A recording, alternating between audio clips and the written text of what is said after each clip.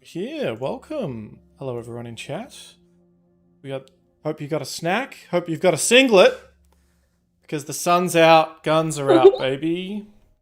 We're here on the high seas, back again for another week. We ignore last week because it just didn't even happen. We're back, unfortunately, without one of our captains, but we do have Sorn, G'day. Karu, and Yama here today, and we're back on the Porvenir, the lost, missing merchant ship that has been discovered by the crew of La Floridita, those who you see before you. And when last we left our heroes, someone want to give me a bit of a quick recap of what was discovered on the ship? We found lots of zombies and skeletons, and Sorn decided to explode all of them. Also, Sorn murdered an old man first. I didn't do that. That was Pauly. Oh, you're right. Apologies. Sorn wasn't allowed to murder the old man because he got told off. Yeah. Well, Yama's very displeased either way at the old man being murdered. Yeah, Karu's Yeah, I'm not sure though. He deserved it. Well, we find ourselves here. You stand about in the quarterdeck cabin of the Porvenir merchant ship. The large central room of the quarterdeck is the war room, where officers would plan their movements during times of war. The room is dominated by a great table covered in a gridded map of this part of the Lothsalt Bight, with Felkey at the center. Miniature ships, plotting rods for moving them around, notebooks, logs, pencils, and a candelabra. Other than the table, there are 5 doors to port and another 5 to starboard, leading to the officers' quarters that you just came from, or the dining hall you just came from. A waterlogged, rotting officer with a long grey beard and barnacles in place for his eyes sits at one end of the table, staring lifelessly at the map and miniatures in front of him.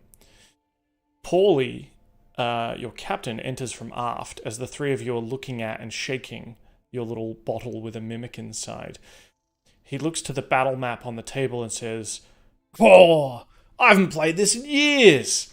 And he moves to the other end of the table, opposite the rotting officer, sits down, and he takes a copper out of his little purse, throws it at the dead body, and says, "We play for keeps." The officer's head snaps up. He lifts a rotting hand to move the miniature ships into position. And the 2 of them stare intently at the board, slowly making moves, moving miniatures around in sort of an epic dance or duel, ignoring the 3 of you. What do you do? It's just like a wild chess game. That's amazing. Yama's still holding this creature in his hand, right? And it's alive, so he's definitely gonna pop the cork and let it out.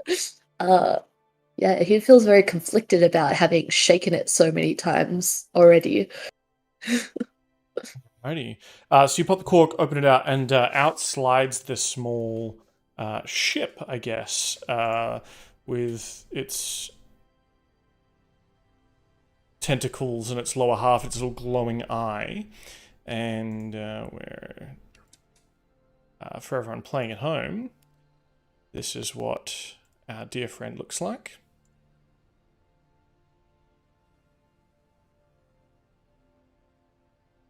Oh yeah, it's so cute.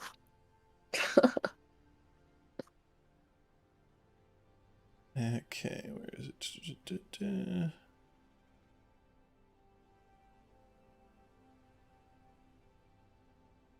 And so it has the ring. Let me just create that for you, and I'll put one of those into your control.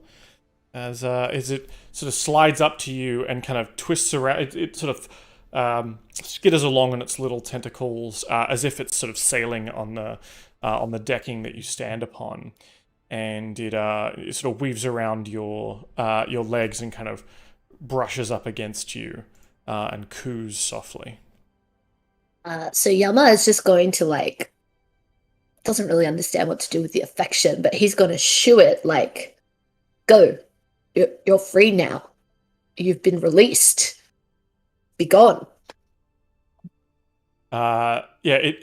You shoo it away a little bit, but it doesn't go very far. And when you sort of turn to look at your friends, it sidles up beside you again. Yeah, I think you've got a pet.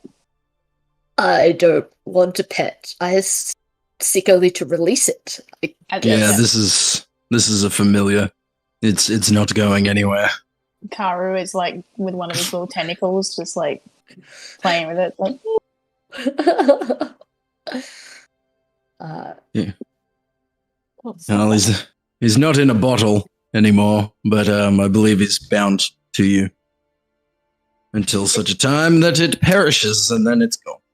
You should give it a name. Does it have any use? It's a familiar. I believe it would have any use of a familiar. A handy little creature to have, really. But I guess it would be useful for spying. Yeah, but he can die. He can die. Well, he's not like a regular familiar, where if he dies, he just comes back. This one, I believe, will. If it dies, it dies. It is done. Yeah, this is a creature. This is it's sort of like a cat. Yeah, well, Cait understands. Yama definitely doesn't understand. I think he's just going to say, well, then he's, I guess, under our protection. We will keep him safe, but you must be useful. And he, like, pokes it, I guess. Keep him up under your hat, like I do with my guy here. And I, like, pull my hood down, and you see my little mushroom friend. Karu, would you name it? Oh, I get to name it? Ooh. Please. I'm not good with names, as you can tell that my son is called Tempura. Oh, I like that. No, I like that. I mean, I was going to go for something. Yeah, I was going to go for something food related too. Give me a sec. Let me get to know this guy. Let me get to, understand him. Yeah, let me trial some names on him. All right. And I think Karu is just talking to the mimic, but he's giving like really basic names. Like he's like Bob, Peter. No, yeah, that's all just like what's happening. Middle-aged white man names. Yeah. Jeremy. Well, so do we have other places to search on the ship, right? I think there's heaps more. Like there's like those set of stairs that go down. I mean, Pauly, are you good to just play here for a bit? He says, no, guys, I got him right where I want him. You guys secure the hold. Maybe fix the rudder. We're going to need the rudder fixed if we're going to get out of here. But just don't distract me. I got him where I need him right now. I'm using the old Karu pincer movement, and he gives you a big wink. Karu gets momentarily confused and like goes behind the guy like actually, oh no, you mean like yeah, you raise the sword up. Yeah, I'm like no, oh shit. Okay, well, I suppose we go get murdering then. I object. There's heaps of things to kill here. What about ghost murdering? Do you object to ghost murdering? Kill the ghosts and the Skelly boys. I don't object to ghost murdering. Yeah, they're already dead. They don't have souls. Let's not think too much about it. Are we going down? Yeah, well, they did say to be wary of what is below or something or other. I don't know. Yeah, can we fun. Let's go down there and check it out. Like, we should be wary, but nah. I'm just gonna use my I'm just gonna do a quick second wind ability, which gives me 1d10 plus 6 HP back. So that's 15 HP. And I'm good to go down the stairs. Oh, yeah, that's probably... Do I have any... Well, I'm not going to use that one. Well, I'll go first, because you're squishy and I'm less hurt. I'm splody. Whatever. Well, I'm happy for Karu to go first, though. I'm fine now. I'm recovered. Do we click this little... Take us down? Oh yeah, you took yourself down, even better. Hey. How'd I do that? We solved the puzzle. Thank you. Ooh, spiders. I don't like it. All right. Let me. So you all come in. Hold on. Let me just move you a second because you've come down the stairs here. I think it's put you on the wrong side of this wall. Oh, I see. I am on the side. Oh, this is a much bigger room. Oh, yeah, well. I was like, what the fuck? Yeah, I was like trapped in a cupboard. All right. So you find yourself in the upper gun deck of the ship. The this area is filled with hammocks strewn all about. There's sort of dining tables and stuff down here. This is where the sort of non-officer sailors would eat and sleep and so on. To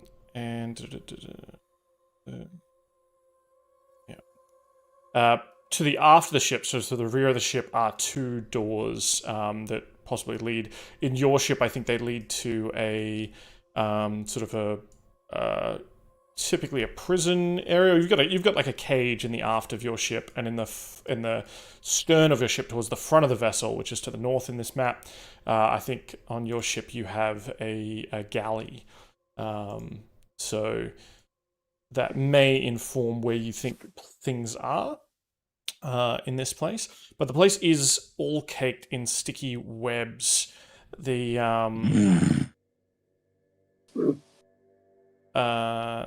yeah, you certainly get a terrible smell down here too. Not only sort of the smell of rotting fish, but also bloated corpses.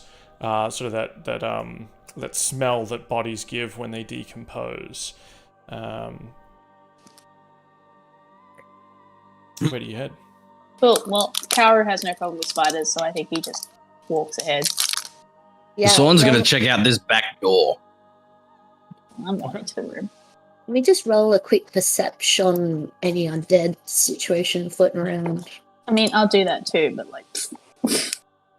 You just gung-ho! Oh. Yeah, do a normal Yama doesn't roll. see shit past the spider webs. Sees Oh, more no. than Karu. Well, give me a second. Come on, Sorn, carry this team. Well,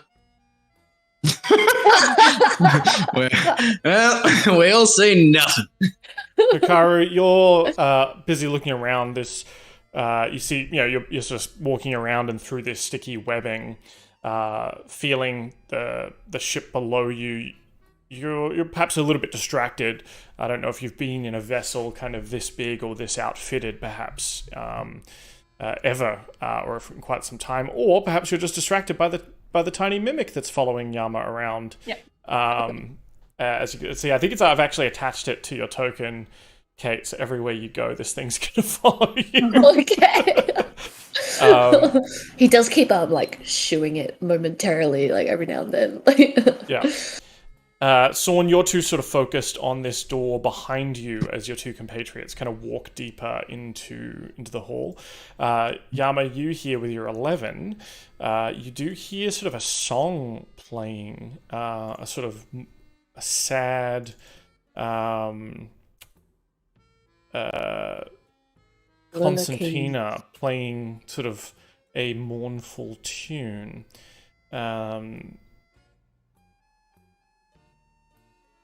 That's about it. You don't see anything else. Could I tell what direction it's coming from? Not with an 11, no. It's just sort of making up the sound of this area. But it's kind of muffled somewhat, and of course you hear sort of the creaking of the waves lapping at the bow of the ship, or lapping at the hull of the ship. Well, I might just utter a warning and just, I do think there are still people aboard. I can hear music, can't you? Really? No, I don't hear anything. Can I can hear a song. Because I just did a visual perception check. Mm-hmm. Knowing that Yama can hear something, can I do another one but with hearing, with my heightened senses? Cool. Yeah. You get advantage on that one, the sound ones? Mm-hmm. Yes.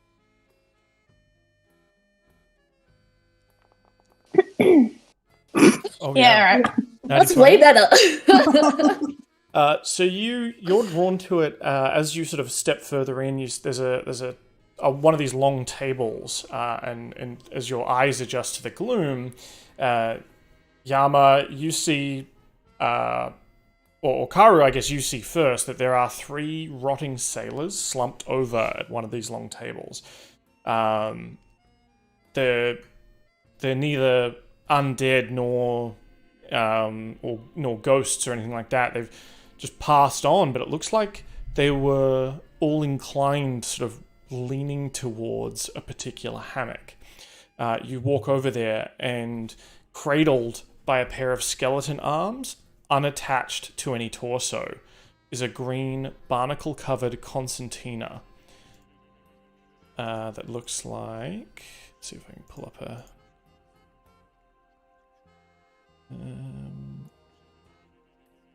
I don't have an image for it. Concertina, so like there's like this little like accordion. An accordion thing? Yeah, sort of like the little octagonal accordion one. Dan, missed opportunity. Could have been a hurdy-gurdy. Which one's the hurdy-gurdy? That's the one with like the keyboard on the side as well. The best instrument in Sea of Thieves. This one is the budget version.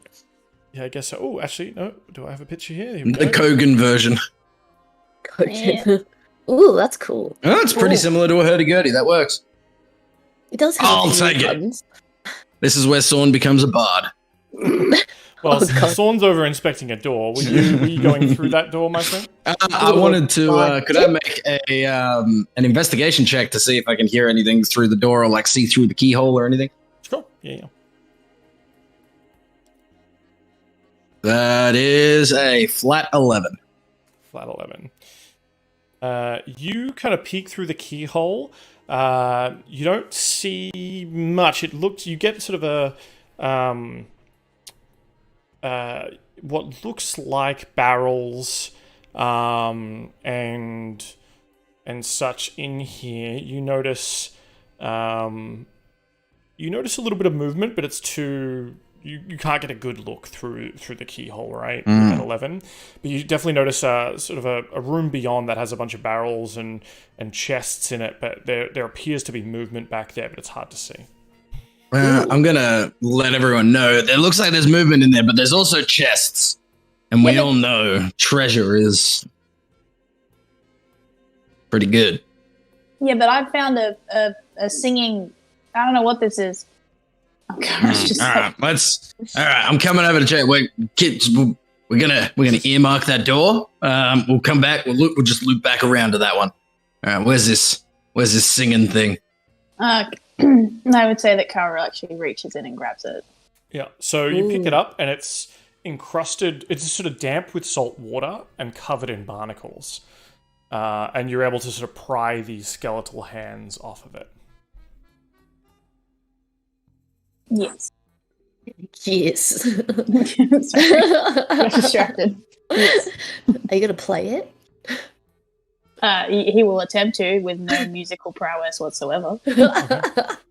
Okay. So you start playing it, and you hear the song play as you in and out. Sorn and Yama, can you please make me a DC 15 Wisdom saving throw, please? Sorn, I think you have advantage because this is a charm effect. All right, I'll take it. Oh, I got it! Just. Oh my god. By the skin of his teeth. Oh. Well, no, I'm... Sorn, you are incapacitated in the sense that you just stand there staring at them, listening to the most beautiful, mournful song you've ever heard. Oh, Karu's so good at that. Yama, it maybe takes you for a moment, but you kind of shake your head and realize no. But it's sort of like a sweet siren song, summoning you into the depths. But you're able to sort of draw out of it. Karu, you notice Sorn goes slack-jawed, just staring at you, listening to this tune. I think Karu probably goes up to him and plays and does that thing where does Sorn follow his movements, and then he kind of after a bit he's just like, oh, I don't think this is just an ordinary musical instrument because I know I can't play very well. Yeah, I've heard you singing. I like to think that Yama broke the spell because he's heard Karu humming or singing along or something, and he knows. So yes, as you walk around this area, Sorn kind of follows you slowly. Just keeps walking towards you, transfixed.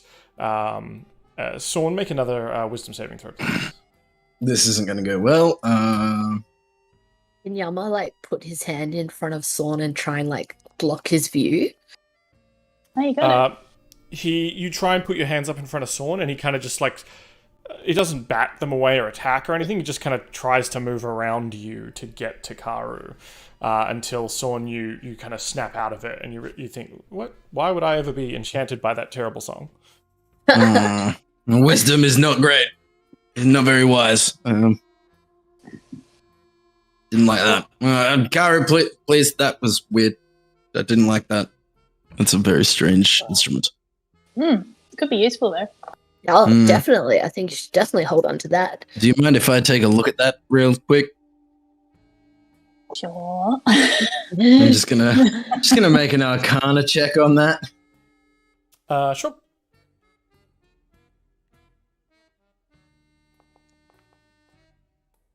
21. Yeah, there's definitely some magic about this thing, and now that Karu has activated it, even though the song has stopped, you can still feel the magic kind of thrumming in this thing. You think it wouldn't last forever and would probably, come to a natural end and have to recharge somehow. But that if Karu started playing it again, that effect would start up again. However, because you have sort of listened past it, you don't think you would be swayed by its magical tune hearing it again today. Oh, okay, hand it back. I'm sure it's fine. Could be useful. Yeah, does it just you just seem to just listen to the music, but you didn't do anything. I reckon I could do that to people if we just wanted to not fight them. I don't know how it would work on things that aren't alive, that don't have ears. Like the undead. There are skeletons reaching for where it was, so I feel like it could be useful. Maybe they died that way. So maybe they maybe they got stuck. Yeah, we can give it a shot. I feel like it'd be fine if you were to play it now around us. I feel like we'd be okay. It's worth a shot. So was this the source of the music that we were hearing before? Sorry, I missed that. Yes. Okay, so it's stopped now. Yep, I'll stop it in the thing. There you go. Oh no, I had that muted, so my bad. I put all this, you know what? Chat hears it, and that's all that I really care about. Fuck you all. You know that I always mute it. Oh, Dan. yeah. I don't listen to the music. I can only focus on one thing at a time. That's it. It's too much. Just keep going. Oh wait, Sorn, the room that you said with the chest. Yeah, something about chests. Yeah, there's a room back over here. And, I think I saw something moving around in there, but treasure. Well, perhaps it's a chance to try the instrument. Maybe it's another Gary. And he points to the mimic. I don't know. Gary doesn't seem like his name, but if he likes it, he loves it. Does he seem to respond to Gary? He's your familiar. You tell me. Yeah, we'll keep. I kind of like Gary though, actually. Okay. Oh, I like that one. Oh, this isn't Buds Jr. This isn't Buds the Second. Tell you what, whoever can name an NPC, we'll name it after someone in chat. This is if it's a cool name. So you see in this room, obviously next to you, Karu, you see those stairs going down deeper into the hold, of course. And you all square up on this door leading into the aft part of the boat. What do you do? Are we going in? Sure. I kick the door open. Well, I think you shouldn't be at the front. I think Yama quickly, maybe grabs Sorn's shoulder and, pulls him back behind him or something. And Sorn, mid-kick, just gets thrown backwards, oh, okay. Well, I thought that was going to look really cool, guys. He lets you kick the door. He just doesn't want you to be the first person through it. If you said there's something moving there, he's going to be like, what the? It's his reaction to protect, I guess. I get behind them, I guess, now. It's I opened the door and I'm the last one in? How did that work? It's how it should be. I call first dibs on treasure. Yeah, you can have the treasure, my friend, but we don't want you to die for it. All right, as you kick down the door, you see what appears to be an armory containing weapons, barrels of gunpowder for small arms, a blacksmith anvil and tools, a sharpening bench, musket rack, a pistol rack, and on there you can see a number of sort of long swords, daggers, and tools, hammers, tongs, etc. You see a figure as you keep the door open turn to you. It looks like it was kind of midway through going through one of the barrels, and it is a human skeleton with an eel twisted about inside its rib cage. It looks up at you as you burst in, and you hear the eel kind of hiss at you from within the skeleton. It pulls up and raises its cutlass as if to attack. Karu? Yeah, I'm going to try the instrument? I want to try. And I start playing the instrument. Okay. Let's have a look here. And it's just horrible. It's just a horrible song. It's not a song. It's just a series of notes out of order. Is Karu just like that? Yeah. He's doing that, and then he's dangling it at some point, so it's just going like a yo-yo. The figure starts moving towards you, so the eel within, piloting this skeleton body, starts moving towards you and is reaching out to grab you, but not aggressively, but yes, I want that, and just keeps moving towards you. Oh, I think this might be working. Okay. Yeah, Yama's just probably going to intercede with a hand on the skeleton's chest, so it can't get closer. It keeps trying to get at Karu, but is sort of ineffectually so. You're easily able to hold it at bay as Karu continues playing the concertina. Mm-hmm. All right. Maybe you could stop. But although it doesn't seem to be attacking or anything. No, I think it just wants this thing. We should smash it. Lead it out of the room and then close the door, and then we can rummage through things. I love it. Nice. I'm going to do that. I step out of the way. Yeah, I'm going to lead it out. Actually, I'm going to lead it out the room, and there's there's that set of stairs that goes further down. Yeah. Yeah, I'm going to lead it to there, and then I'm going to kick it in the butt. Okay. Yeah. To go down the stairs. In the skelly butt. Butt. Give me an attack roll with advantage, just to see how good your kick is, as you're trying to play the instrument at the same time, right? I'm guessing just an unarmed strike. Yeah. Well, you can just push it with a tentacle, right? Yeah. I think it's fine. Yeah.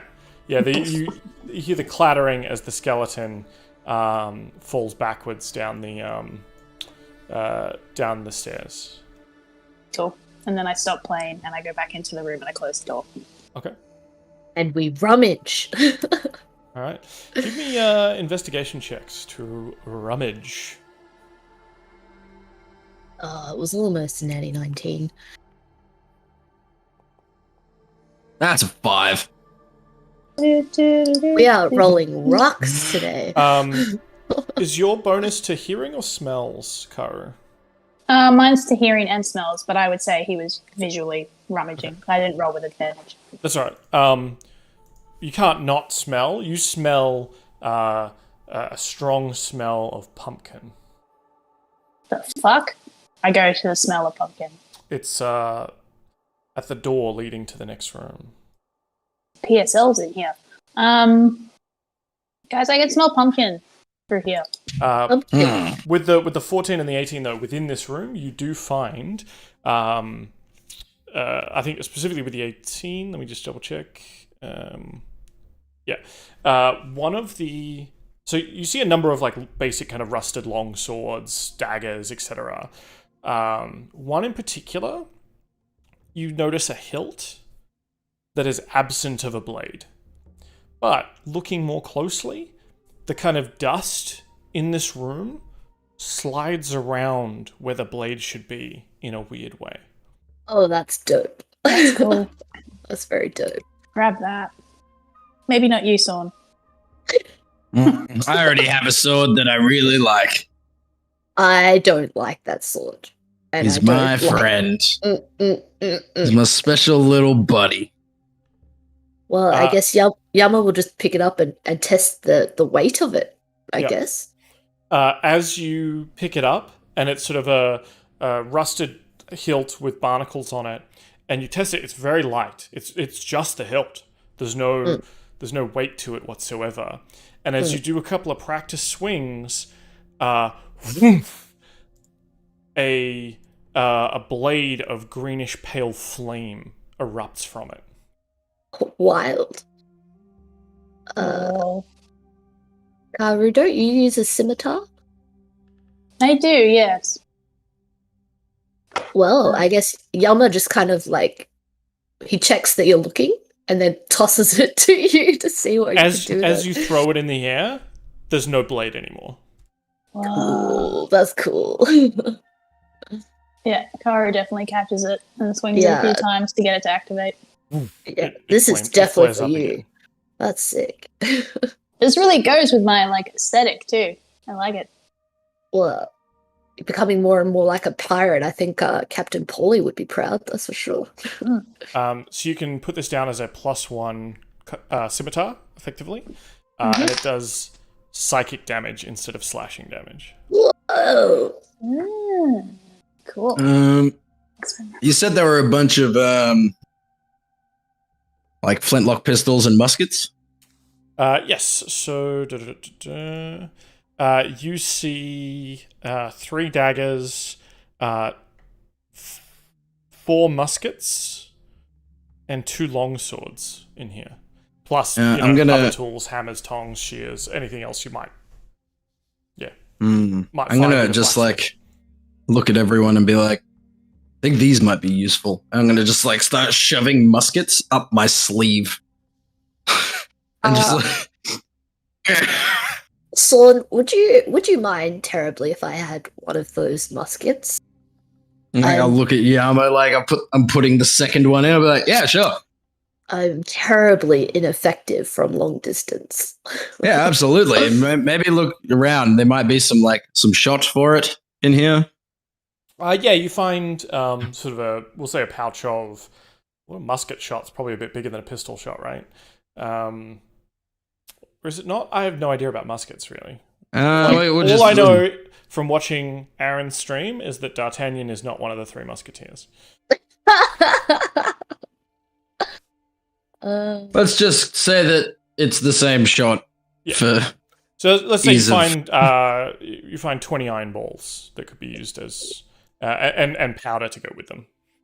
All right, I'll split that with Yama. I'll just take 5. Okay, so you take 5. Yama gets 15. Yep, and then we have 15 each because I already had 10. Cool, perfect. Yep. So I'll be like, Karu, do you want one of these things? You got your kind of cool sword, but like, do you want one? Have the one that you gave me before. No, that was a pistol. Oh. This one's a bigger one. Yeah, it's kind of cool. I'll take it. I'll throw one over, and I'll give up like 5 shots. Thanks. You should be able to find some kind of musket in D&D Beyond. I obviously haven't. Yeah, I found it, and the bullets. Yeah. Cool. I've somehow given myself 200, so thanks for that. Yeah, these things. So Karu, you'd probably be familiar with these things. This is something that the Aurora Navy are kind of known to have. And they're typically the only ones known to have these things. Some merchant vessels might have a few, as well as sort of cannon and whatnot, but it's typically a very controlled technology, and what makes the Aurora Navy so feared. I think Karu will actually pass that on. Like, I think, like, these are relatively unique to the Aurora Navy. So, one, we carry them around, people are going to know where we got them from. But also is kind of why the Navy tends to be a pretty ruthless bunch, just because they have these things. So do you think these were stolen by this skeleton crew, or this was a Navy vessel? Incredibly confused by what's going on this boat. I won't lie. It's a lot. Because Dan, from what Karu learned, like, this was an Aurora Navy boat, wasn't it, that went missing? And how long's it been missing for? Give me a memory check. Yeah, what's a memory check? For you, we'll just say history. Investigation? History for Karu. Yeah, let me just check. I have advantage again. Oh, no, not for that. Advantage on everything. Very, very specifically. A 9. 9. You remember that this is a... and the things that Karu would definitely remember, that this was a Emerald Trading Company vessel. But there's... high level ETC, they would have, some cannon, some way to defend themselves. Maybe they've purchased these kind of things from the Navy. That's not too weird. It is weird that there's no one here, though, and that this stuff was left behind. Like, this is, someone would want to recover this for sure. These are expensive pieces. A musket on its own is probably... I saw it was 500 gold pieces. 500 gold. So that's more than most people make, in a year. Yeah, it's and as Kara's just saying to Sorn and Yama, like, it's pretty weird. To be honest, that these are just here. Like, this whole thing, like, I don't think this ship was a ghost ship before I knew about it. Like, yeah. I don't know if being in this location has caused all of this to happen to it, but it is very weird that we've got these, because these are pretty valuable. Also, what's weird is it smells like pumpkin in this room, and he points to the door where he can smell the pumpkin. Can we see through the keyhole or anything, like Sorn was doing before? Give me an investigation check. Oh, 24. Give me that sweet information. So from what you can see beyond, it looks like there's a lot of cobwebs, small crates. You can now smell that sort of rotting pumpkin smell, or sort of, it's quite pungent. But from this angle, you can't see much else. All right, well, I can't hear anything. Should we press forward? Yes. Kick it in. Kick the door open. Yama is going to gently ease the door open. This is clearly some kind of fancy guest room filled with cobwebs and busy spiders. Dozens of small crates of rotting pumpkins and spice sacks line the port wall. A small but comfortable bed stands at aft. A roughly human form appears to be sleeping in it, spooning a scythe. Curiously, a large, fresh-looking pumpkin sits at the head of the bed. Along the starboard wall is a writing desk, 2 cannons, and 6 barrels. Spiders scurry absolutely everywhere, eating the small pests that are feasting on the pumpkins.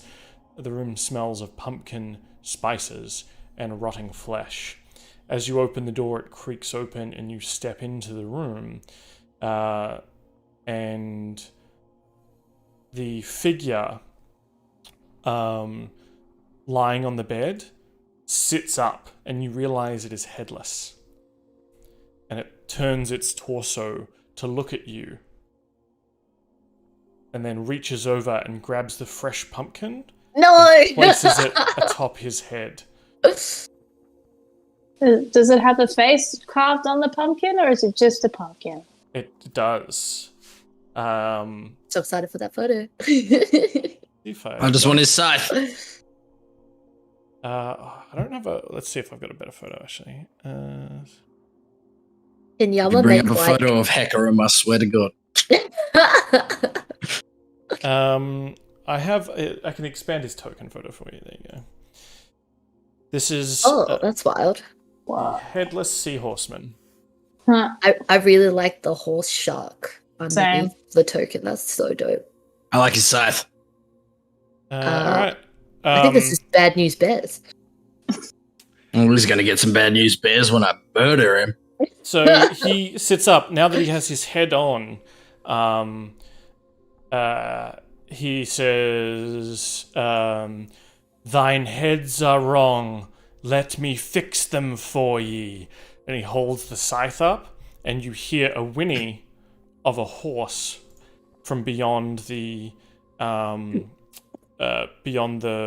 hull of the ship, and flying through is a spectral seahorse. And we're gonna roll initiative. Oh shit! Okay. Whoa. Oh my god, Pauly. that's so sick. Yeah, we definitely need the horse. Initiative. Yep. 14. Oh, I thought that was a natty 1, but it's a 7. It looks like you rolled a lot of dice there, Dan. I don't know what you're talking about.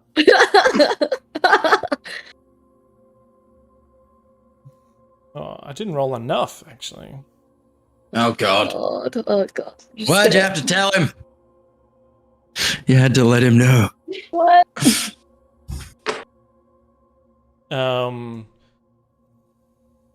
But Sorn, you are early in the initiative here. So we'll start with you. Hell yeah, I am. Alright, well, I am going to start out with you're like, what the fuck? Well, that's cool as shit.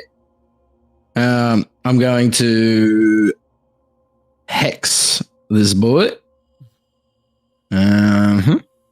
Mark that off, and then I'm going to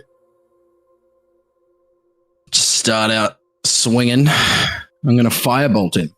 Oh. Well, I'm not going to firebolt him. His icon 11. is on fire. Yeah, that he'll be real? fine. Oh, wait, I'm going to use my favored by the gods because that's an 11 to hit, but I'm going to favor by the gods and add a 2d4.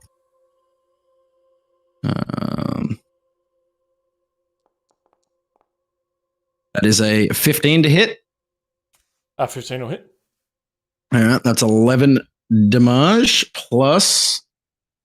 Where is my hex damage? It's a 1d6 plus 1. 12 damage. All right. 11 fire, 1 necrotic. All right. You seem to think that the necrotic damage does nothing to him. All right. Well, I'm just going to say, don't do anything necrotic. I think, I don't know. He's dead already, so I don't know why I thought that would work. Yeah, kind of worked that out, but thanks, Sorn. No worries, guys. And I'm going to take a step back. Just be like, yeah, you guys do something about it. Mm-hmm. I actually can't move my token. Oh, sorry, I moved it away from your turn. My bad. I just want to move back into here. Yep. Sort of straddling the cannon. All right.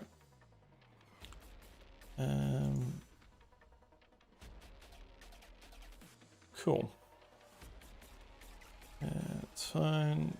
All right. The headless sea horseman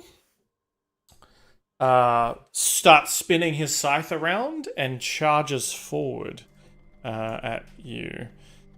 First attack though is going to be on Yama, as he swings the scythe as he rides past you. That is a 25 to hit. Jesus, we're going down. Okay, so that is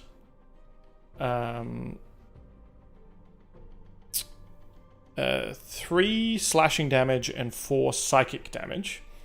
And you must make a wisdom saving throw, please. DC 13. Sorry, that was 7 damage. And wisdom... sorry, 11 total, it should be. 11 total? Okay. Okay, you are now Oh, frightened God. Alright. for 1 minute. Oh, damn. Oh no. The 1 minute is so long. At the end of each of your turns, you'll be able to make another saving face throw. of chaos, but not this one. Cool, Not thanks for the today. sub fireworks. Perfect timing. So you're frightened. Frightened means anytime you can see the source of your fear, you have disadvantage on attack rolls, and you can't... I think you can't willingly move closer to the source of your fear either. No, Yes, do I have to run away? Don't I have to run away? Double check in D&D Beyond. If you look in the conditions area, it'll tell you what Yeah. the frightened condition does. Because I know it's a little bit different. Yeah, there you go. Okay, yeah, just can't move closer. Alright. Alright, the second attack, as it barrels past you, is going to be a new Sorn, because you had the audacity to attack our boy here. Mm-hmm. That is going to be a 16 to hit. Yep.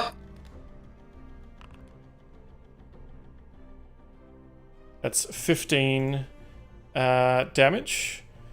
9 of which is slashing, and then 6 is psychic, if that matters. Yep, I'm going to blast him back with my reaction Yep. for a second level Hellish Rebuke. Alright. Can I hit Oh him? my god, really? Can I get him with an attack of opportunity too, please? Yes. Yeah, cool. Yeah, you can, as your, That's- because he's attacked a friend. Yeah, but with And disadvantage, I guess. 10 fire damage. Alright, does he means to make a dex save. Ah, yeah, DC 15 dex. Oh, a natty 20 and a 7. Alright, he succeeds on the dex save, so he gets That's half damage. 16. If that changes anything, it's actually 16. No, 15. It doesn't. No, he got a 21. Okay. So half damage though. Yep, 5 damage to him. Yep, 5 damage works, and a 15 to hit does hit the Headless Horseman. Ooh, nice. 12 damage. 12 damage. And your blade is magical, isn't it? Yes. Alright, that may be important. Alright, so it cuts you with the scythe Yama, cuts Sorn, goes into cut Karu as well. Sharing the pain. That's right. God damn it. This is a 18 to hit. Yep. Oh, Sorn, you need to make a wisdom saving throw as well, sorry. Yes. Fear is a charm, isn't it? No, I think it's a fear. No, yeah. No, yeah. That's a 4. So yeah, I'm frightened as well. You're also frightened. And then, Karu, you're going to take 22 damage total. How much, sorry? 22 total. What the fuck? 10 of that is psychic, if that matters. I don't think you guys have resistances or anything, do you? So I'll stop calling it out. Okay. I have resistance to death. To death? Yeah, Yes. same. My Except character for can't die. Okay. Yeah. Yes. Yeah. I do not. Only resistance to fire. Is the magic surge up? Have people donated to the magic surge? Is that what I'm looking at? Fireworks. Goddamn. We can either do a wild magic surge by donating money to the sort of challenge with the free Twitch points, or if you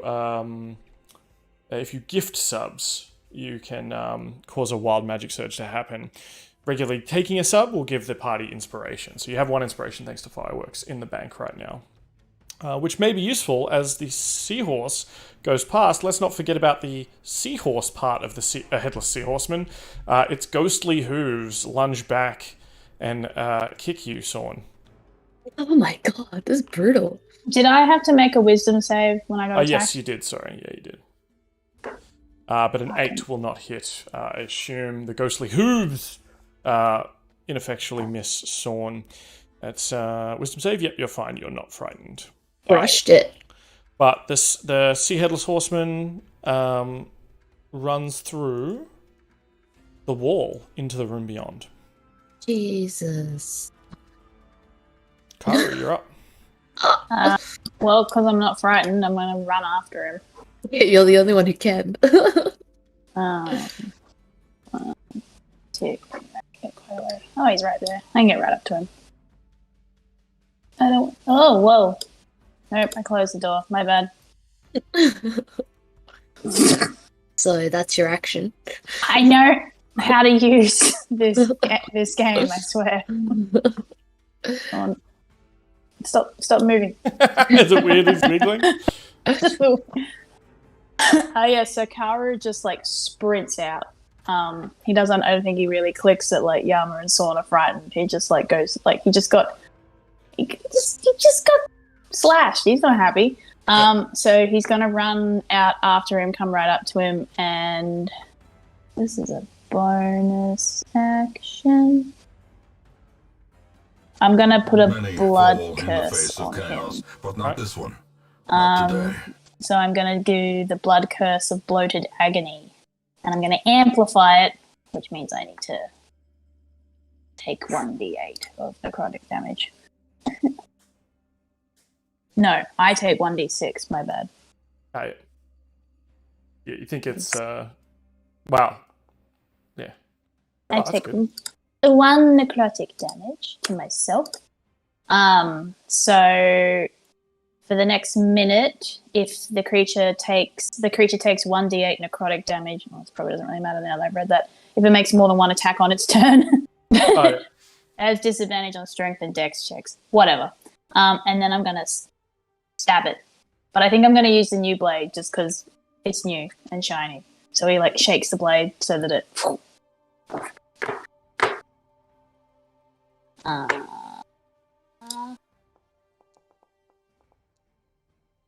That hit? 21 definitely hits. Cool.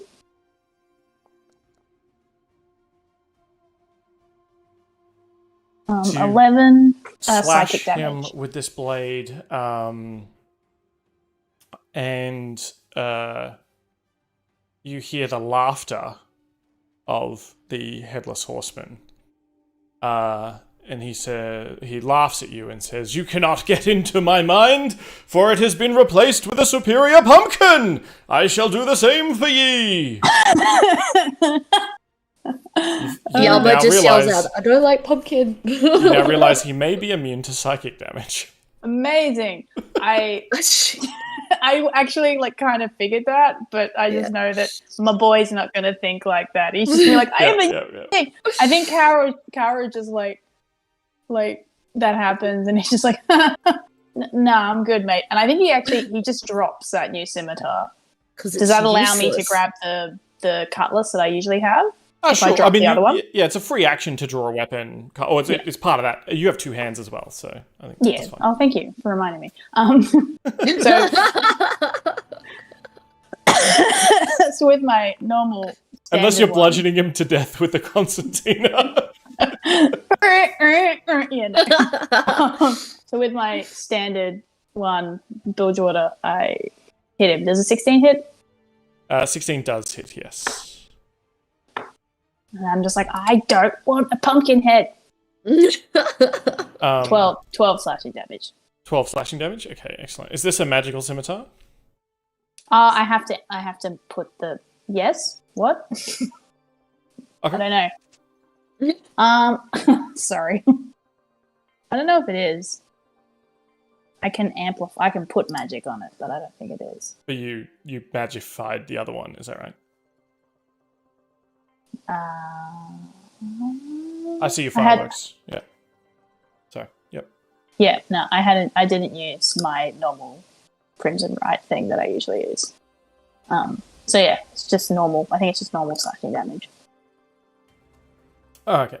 All right. So it seems, because it's a sort of a ghostly apparition, it seems to be somewhat resistant to non-magical damage, but you are dealing damage to it. It's better than the psychic sword. Yeah. Anything else? No, I think that's it. That's my turn. So Fireworks has gifted a sub, which has done a wild magic surge. He's rolled a 17, which means that someone is going to turn invisible. Fireworks, if you're hearing this, please let me know if you would like the boss to become invisible or one of the players. Please no. As we go to Yama's turn, who is afraid. Yama, what would you and your mimic ship like to do? Oh god, we're dead. Why? Good news. Good news Oh is, no, he's though, picked up. good news is, though, you are no longer afraid because you can no longer see the enemy. The bad news is he's now invisible. Does that mean the horse is also invisible, or just the boss? Yeah, they're both Just together. the head. Just the head's Damn, visible. I tried. Yeah, you can see the you can see the pumpkin floating in the air. All right. Yama is going to.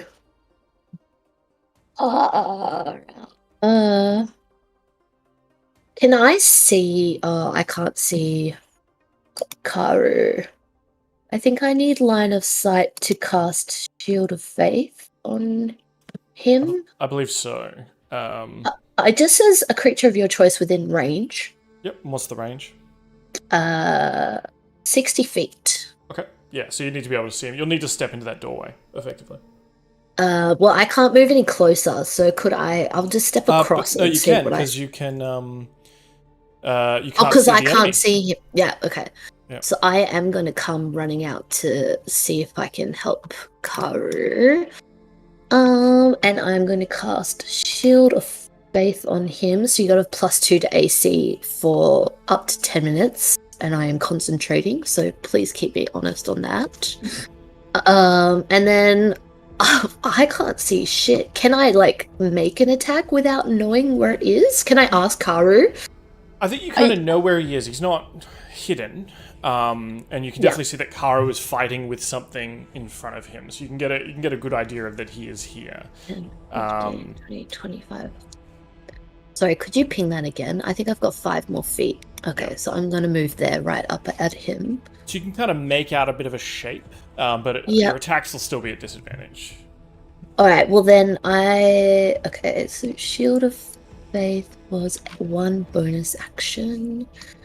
I have a feature that lets me have advantage on my attack rolls. Sorry, I'm so sorry, this is so slow. Right. They just cancel each other out then, if you use that. Yeah, that's basically it, but I just want to make sure it's not an action.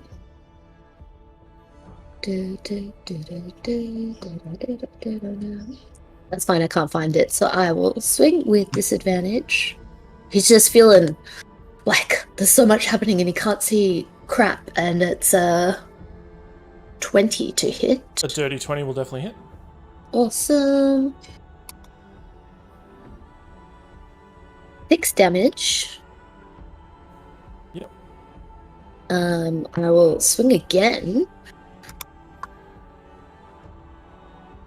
Oh damn, that's a 10.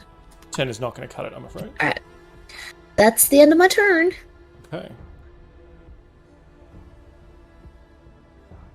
From up in the rafters, Sorn, you see a figure drop down. Kind of looks like, at first glance, it looks like maybe, it's Nesbit, come here to help you all, but no, it is some other kind of primate. And it drops down to the floor in front of you, scurries over to you, and tries to claw at you.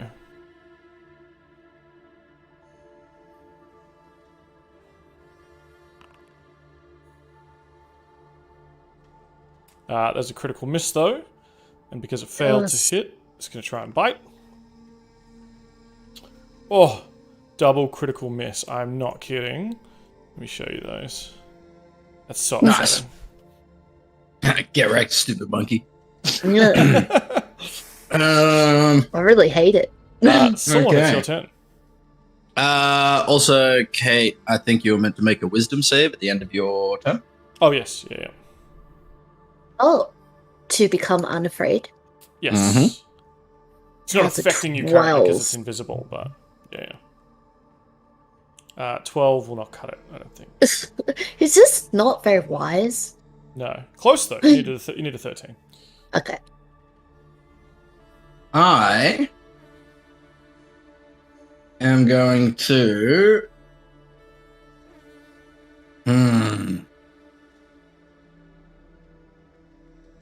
Now's not the time. I'm going to use my Stormlord's Blade on this stupid monkey. Yep.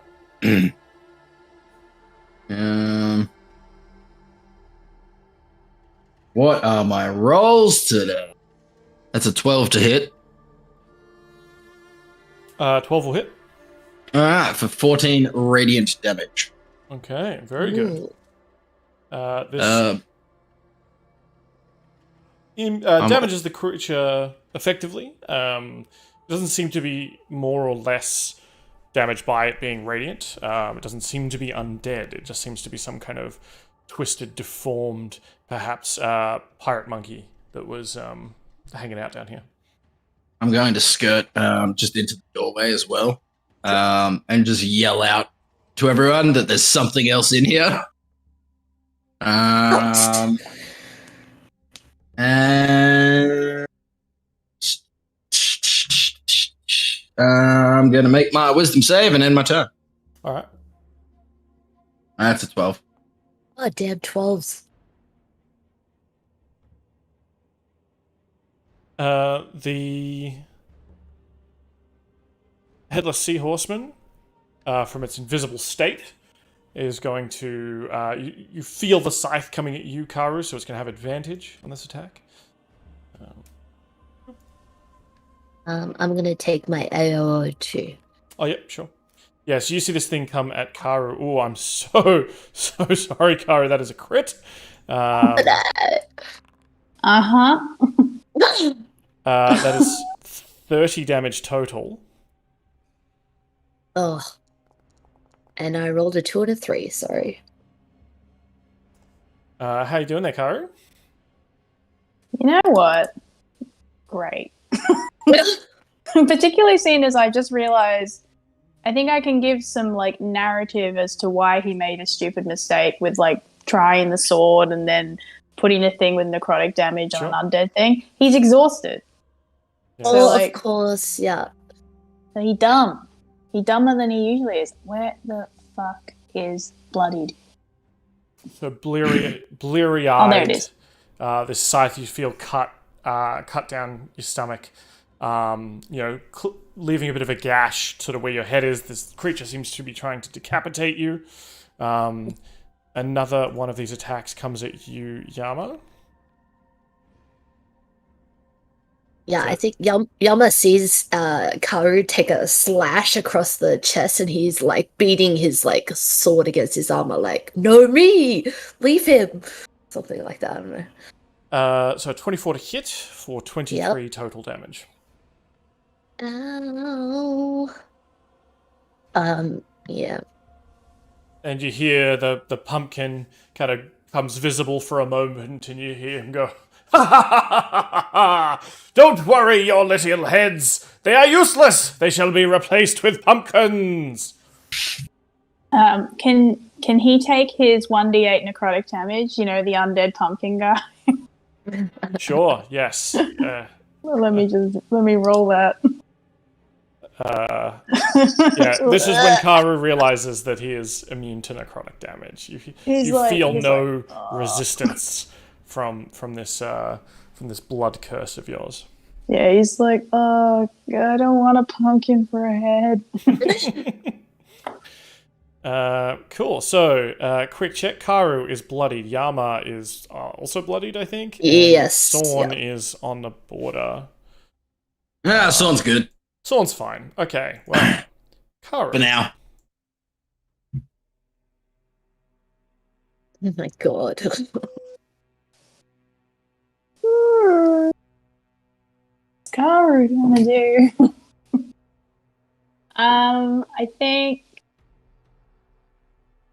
I guess he kind of looks at Yama and he's like, I don't think we can win this. But we saw it run through a wall. I don't think there's any escape either. We must stand our ground.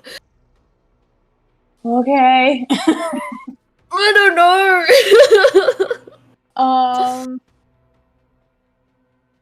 My boy's gonna do it. So he's gonna do it.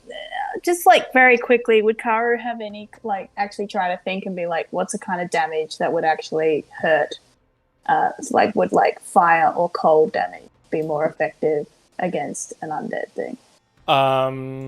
Give me an Arcana check. I think I have a weird advantage. Oh, I do. Survival checks. Oh, that's weird. Anyway, I mean, if you can argue your ability, because I mean, you're a hunter, right? You're a monster hunter.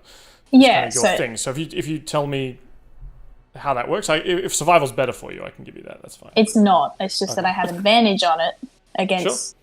So I'll just go Arcana. That's fine. I'll still normal. Oh god. What's with all the 5s coming up today? Yeah, you definitely think that necrotic out of the question. Psychic, you've realized isn't going to work, and non-magical physical damage is is not useless, but not great. That's kind of all you've gleaned from this this encounter so far. Yeah. Okay, well, I think he's going to do it anyway, so I think I'm going to making a series of bad decisions. I'm going to activate... Can you hit it with some electric damage? I don't have that. No, okay. I don't have that. Damn. I was just thinking it looks kind of wet. Yeah. No, I get it. So I'm going to activate my Crimson Rite on the Bilgewater Cutlass. I'm going to make it cold damage. But first I need to take... Oh, damn it. So I take 6 necrotic damage doing that.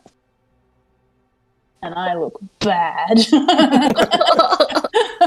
But Karu taking some risks. But the blade flares up with a magical extra additional damage.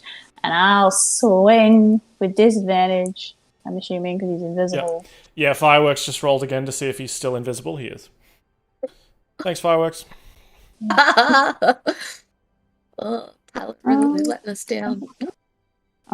It's not going to roll properly, so I'm just going to roll it twice. Sorry. 15? 15 will hit. Okay. Oh, for fuck's sake. 9 slashing damage and 1 cold damage. Okay, yep. So 10 total. That looks good. Sweet. And then I will strike again. You hear him say, "Ow!" I forgot. Oh yeah, disadvantage. No disadvantage. Yeah. 23 hit though. No, but I wanted at 20. Yeah. That's 2 20s on disadvantage now for this combat. 13 slashing damage and 3 cold damage. So 16. Yep, 13. Yep, cool. All right. Alrighty. So you think you're definitely dealing damage to him now that you've got this sort of magical blade. Sorn, or did you want to move or do anything else? Sorry, Karu. I mean, if I move, he might hit me. That's very true. But if I stay, he gonna hit me. Karu wouldn't run away. He's just gonna stay, despite that being a very stupid decision. Sure. Sorn, you see the little mimic ship. It was left in the room here when Yama kind of barreled out. It's going to a small, tiny little cannon peeks out from its starboard side and shoots at the monkey thing that's attacking you. Oh my god, it's gonna die. But it misses. Like, it just pings like a little pellet, little like tiny stone chips into the wall, sort of on the far wall past you.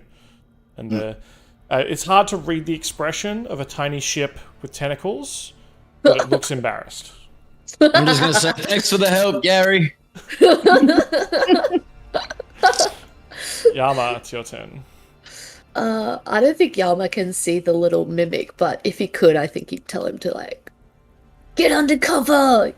Don't be an idiot!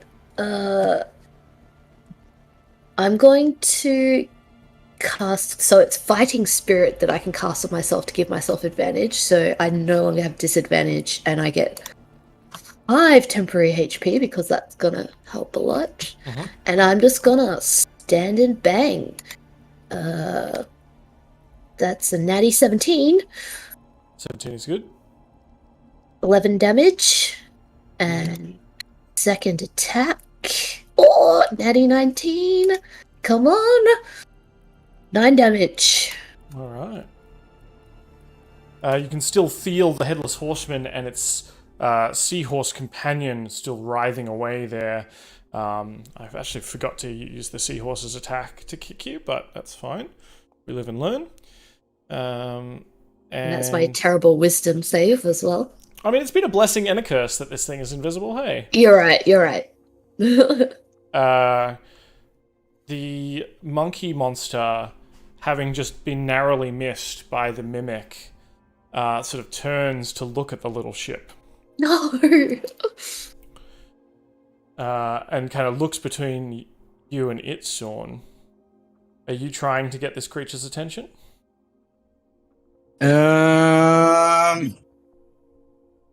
Yeah.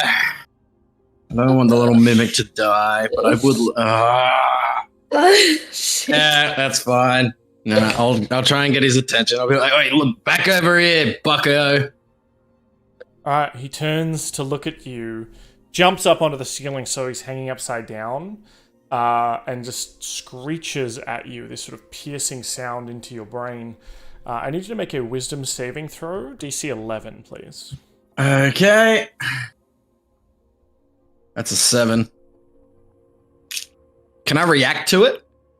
Well, yeah, I mean, it's attack. Do you have a reaction that lets you redo this, or...? No, I was just going to use my Hellish Rebuke. Ooh, not going to happen now. No, because as part of this effect, if it does hit, so you're not re-rolling this, you're not using your favored by the gods or something, this thing is going to hit you, and you are stunned. I mean, I could... It's a bit of metagaming, but like, you're not going to have the opportunity to take a reaction. Yeah. But I'll allow you to use... You can feel this pressure, this psychic pressure on your mind. You can feel damage incoming, and you can feel that you're losing the ability to be able to. I'm gonna remake that wisdom save. Sure. Yep, we're good. All right. Okay, you do not take 18 psychic damage, and you are not stunned for 1 minute. Nice. Luckily, it's your turn. Well then. Now, quick question. Yeah. Fairy Fire. Yes. If I were to use that, We would see the outline of the enemy, but not the actual enemy, so frightened still wouldn't be in effect? Sure, yeah. That makes sense. Okay, well, I'm going to cast Fairy Fire right here. Yeah. Nice. Now, is it just allies, or Yes. you're doing it so it only hits that area? I'm doing it it's a 20-foot cube. Sure. Anything within the 20-foot cube is illuminated. Okay, including your allies? Including allies, yes. Okay. DC 16 That's deck save. That's fine if that's intentional. Just at a metagame level, you know that you could probably position it so it doesn't get them. All right, I'll push it past and just get him. I just because if they're revealed, they would have it gives advantage. On them, right? Yeah. Yes. All right, so I'm not going to reveal my allies. I'm just going to reveal the horseman. Cool. All right, the headless seahorseman makes a dex save, and so does his seahorse. Oof. Headless horseman, don't give no fucks, natty 20. But, let's see. Ooh, wait. Hey, Dan. Mm-hmm. I might be a little bit too late, but I am allowed to impose disadvantage on rolls because of my hex. Yes, you... And I forgot to call it out. Yeah, no, didn't you... Yeah, isn't that... And, Karu had something that imposed dex or strength disadvantage as well. Was that ability checks? Yeah, there's a disadvantage on dex checks. I don't know. But these are saving throws. Oh, okay, so it's just I a really hex don't. thing? I legit don't understand that fucking blood curse now. I'm like, what the fuck? How is that useful in combat? That's fine. I'll do it with the hex. Next time call it out in advance. But Sorry. No, that's all right. We got 100 different effects flying around and pumpkin-headed men. And yes, the figure is revealed by the sort of outline. So Yama, you are not afraid. You can kind of see where the headless horseman is. His seahorse, his spectral sea mare, is still invisible though. It was able to avoid the thing. So attacking his horse is going to be difficult, but attacking him is not. Cool. All right. Well, it's his turn. That's my. Can't really do much else because Fairy Fire is an action, and I can't cast a spell as burn. Never mind. That's it. Okay. Did you want to move at all, or can't move? I'll get attacked. Fair enough. Just giving you options. All right. The Sea Horseman is going to make an attack. It is going to be without advantage because he is revealed. Is that how it works? Can't benefit from being invisible. Yes, so he can't benefit. Yeah. But he can just make a regular attack. First one against Karu. Yama will swing as well, I guess. All right, dirty 19 to hit on Karu. Yep. 16 damage total to Karu, please. Karu collapses. Oh, shit. Cool. And then the attack back on him, 22 hits. Max damage, 14. Right. And then the Headless Sea Horseman is going to make his attack against Yama. Say 22 to hit. Yep. 21 damage total. All right. Ugh, Yama is not looking good. And his seahorse is going to try and kick at you, but misses. You can feel these spectral hooves kind of clamp down upon you, trying to hit you, but they glance off your armor. All right. Karu. Death saving throw, please. You want to do a private to GM or blind GM roll or whatever it is? A blind, yeah, there we go. Yeah. Oh, stress. Interesting. Do you get disadvantage on saving throws because you're exhausted? Checks. Let me check. I think it's just checks at the moment. Just ability checks at this level. That's fine. Yeah. Cool. All right. That's the end of your turn. The mimic is going to try and bite at this creature that's attacking you, Sorn. Wants to die. No, Gary, no. It's hitting, With but enough not very ale, effectively. Maybe they can be inured against the horrors below. And it's Yama's turn. Yeah, Yama's gonna shoot a quick healing word at Karu. Oh, nice. 5. Does Karu wake up from that? Yeah, I should. Yep. That's Nice. enough. Okay, cool. So Yama's just gonna the potion. You have a potion on you. Come on. I know. Yeah, he's talking about his like weird tea as well. Sorry, I should have said tea. And then he's gonna swing 15. 15's a hit, right, Dan? 15 does hit. Yep. Sorry. Yeah. 10 damage. Second hit, 15 again. Nice. 7 damage. How do you want to do Yeah. this? Oh, awesome. So he's legit got his hand out to Karu. He's casting a healing word, and he's just like panic in his eyes. He just comes down like as hard as he can. So you bring the sword down, the invisibility wears off as the pumpkin is separated from the body. The ghostly body dissipates as the pumpkin rolls across the floor. The scythe clatters to the ground, and the seahorse vanishes. Also, he's gonna run over to Karu, and I have a potion in inventory, so I'm just gonna like. You used your action for and bonus action already. Oh, right, of course, because there's still enemies. My bad. Mhm. I'm done, actually. Did you want to move at all? Yeah, I guess I will. I'll actually move towards Sorn. I'm sorry, Karu. You You're can fine. push through Sorn. You can get through Sorn's space. You can move through an ally. Yeah, can I? But where can I stand then? Like here? Yeah, that's fine. All right, cool. I'll just move there and G. All right. Good news, because this thing is going to try and attack Sorn again. This time with its claws. No. You do have a reaction though. Yeah, sweet. I will take it. I'm 15 to also hit, Sorn. going. If it meets, it beats. Yep. All right. It digs its claws into you for 15 slashing damage. As Yama claps back with. Before that, I'm Okay. going to use my reaction to it because Sure, it's hit well, me. As soon as it hits me at the same time, my hellish rebuke will go off.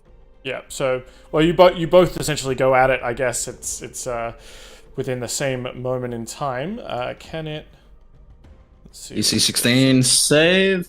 That's still. Light And it if up. the other one has died, because the other guy died, can I use? Oh no, I can't. 'Cause it's on a reaction. I have to wait for my turn. Never mind. Sure. So as the as Yama goes to swing the sword in response to aiding his friend, the flames ignite. What color flames come out of Sorn? Purple. Purple Ooh. flames ignite out from where the claws dug into your flesh and just ignite all up along, burning the cobwebs in the room, and just the charred remains drop to the ground. Alright, that's enough of that. Sorn, I'm just Karu could really use your help. yeah, I could use a lot of help as well. I We'll think figure we that all out. could. Does anyone mind if I have a look at that scythe while we figure out what we're like the out? Yeah. Yama doesn't give a shit. He's poking a finger at the mimic, like, "You don't do that, naughty boy. I just need you safe." And he's like a worrisome father. Sorn will go, and he's not going to pick up the scythe just yet. He's gonna like usher Yama and the mimic over as well to the corpse of the mess that's left of old mate. And I'm gonna. Do you reckon we have about 10 minutes? I think this area is clear. I'm just gonna roll a little like perception, maybe.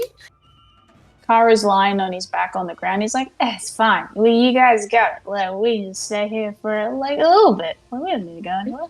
The little mimic ship has like sailed up to where you're bleeding on the ground, and it's kind of like eating. It's like licking at the pile of blood that you've left on the floor.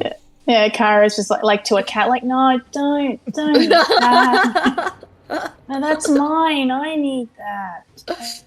I'm just gonna over the next few minutes, just gonna cast a second level prayer of healing. Okay. And that is a 17 points of healing. Everybody gets 17 healing.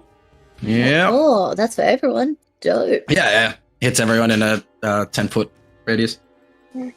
Oh no, it's actually 30 feet. Have you got another one of those? Do we want to stay here for another 10 minutes? Well, we should probably go find the captain. I don't know. Is there anything? I'm going to. Well, while Yama's saying this, I'm just gonna like crouch down and pick up the scythe as well. Okay. It's a big old scythe. Big old scythe. Just gonna. It's got a driftwood-looking handle, but it's surprisingly light and hydrodynamic. I'm just you going could, to like, swing it in water like normal, no penalties. Can I make an Arcana check on that real quick? Sure. See if you get any vibes. Yeah. Can we roll a pirate check? Well, that's a 7, so that passes the vibe check as far as I'm aware. You think it's magical. It's Okay. a cool sword. I'm going to. It's a sight, so it's only sharp on the bottom edge of the spike, right? Sure. I'm going to try and like beat it up my sleeve and like position it once it gets to like the edge of the blade, because like once it goes up my sleeve, it disappears. And I'm going to like twist the blade in. Okay, give me a sleight of hand check, because it is difficult to do. Okay. 18. Yeah, you nail it. You All feed right. the driftwood end up until it gets to the curved blade bit, and you're able to kind of carefully slip it into your. What's going on there with the weapons up the sleeve and the where's that going? It's going into Gerald. Gerald? Give my sleeve a little scritch. I'll explain it. I'll explain it later. Later. There's a whole thing. But I pull down the sleeve and you just see like an inky blackness there. You don't see like my arm or anything. Yeah, no, Karu's just like muttering to the mimic and himself. He's like, I think it's the blood loss. That's just what the frick just called his sleeve, Gerald. Stop drinking. Stop licking the blood. Stop it. Also, Dan, so I've typed scythe in to add items. Do I just add that item, but Sorn isn't aware? No, don't add anything until I tell you, because you don't know about it. So don't look at any. Okay, I was trying to add a scythe. That's all, just so I have it in my inventory. You can add a regular scythe if you want. Yeah. But it's not. I'll just add it to my notes. I'll add it to my notes. Yeah. Wild. Well, Karu, do you need this potion? Oh. I really think you should chug the tea. Now's a good time. What was the tea again? I don't have it in my notes. I thought Yeah, we're just gonna roll it as you go to drink it, but it's Okay. it's 1d6. I thought that would be more fun. I love it. Let's go. Yeah, all right. All right. I'll drink the tea. I'll get the thermos out. All right, do you want to roll the d6? Okay, I'll roll a d6. I'll make sure it's a public roll. Oh dear, what could go wrong? A 6. Oh god, it really is the weirdest one. Transformation. So the drinker's body is transformed as if by the alter self spell. The drinker determines the transformation caused by the spell, the effects of which last for 10 minutes. Okay. It could have healed you, but No. So I'm okay. Alter self. Shit. I think Karu reverts, transforms into what he used to look like. oh shit. Yeah. Okay. Because he's just so tired Yeah. and in pain, and he just kind of I don't know, thinks back to a moment where he wasn't tired and in pain. Oh. And it's like, whoop, and you just see this fairly normal-looking young sea elf. So Yama's seen this form before, right? At the carnival, and he's just I think he probably reaches out and grabs your face, and he's turning your head. And he's like, "Karu, you're as you were years before." What do you mean? As I look at your hands. Look at your hands. Ah! The tentacles. Yama's full fucking touching you no boundaries. Yeah, Karu's just like, what did that tea do? It's my first time brewing it. I'm sorry. I'm not sure. It was an experimental herbal mix, but I definitely don't think it should have done this. He's just lifting your arms and stuff. Yeah. And Karu's looking everywhere, and he's like, this isn't permanent, right? I don't believe so, but your wounds are still there, I'm afraid. I'm sorry. It's okay. It's kind of weird. That's kind of wild. I do have a potion of healing, though, if you need it. I have one as well. Okay. And I think Karu's like, I might look cool. This is, and he just. I'm so sorry, my friend. He just kind of walks away. He's just looking at his hands. He's like, and he's just yeah. Sorn's going to also just hand over a potion of healing to each Yama and Karu, because I just realized I have 5 in my inventory. 5? Yeah, I bought a lot of them early on, and then I just have healing magic now, so I just keep them in case of emergencies. So now you each have an extra potion of healing. It's just a standard one? Yeah, just a standard potion of healing. Cool. Drink it. Yeah, and I am going to drink. I'm going to drink a greater potion of healing as well.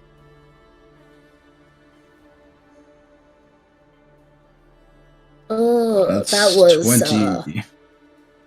That was rough. Do you think we have more of the ship to explore? I think we do. I definitely think we do. There appears to be more stairs heading down. Should we check out this pumpkin room? We're just in the pumpkin room. Yeah, but we had to fight the pumpkin man. I guess we did look run around out the room. of there quite fast. Have a quick look. Sure. Sorn's gonna just make his way back into pumpkin room.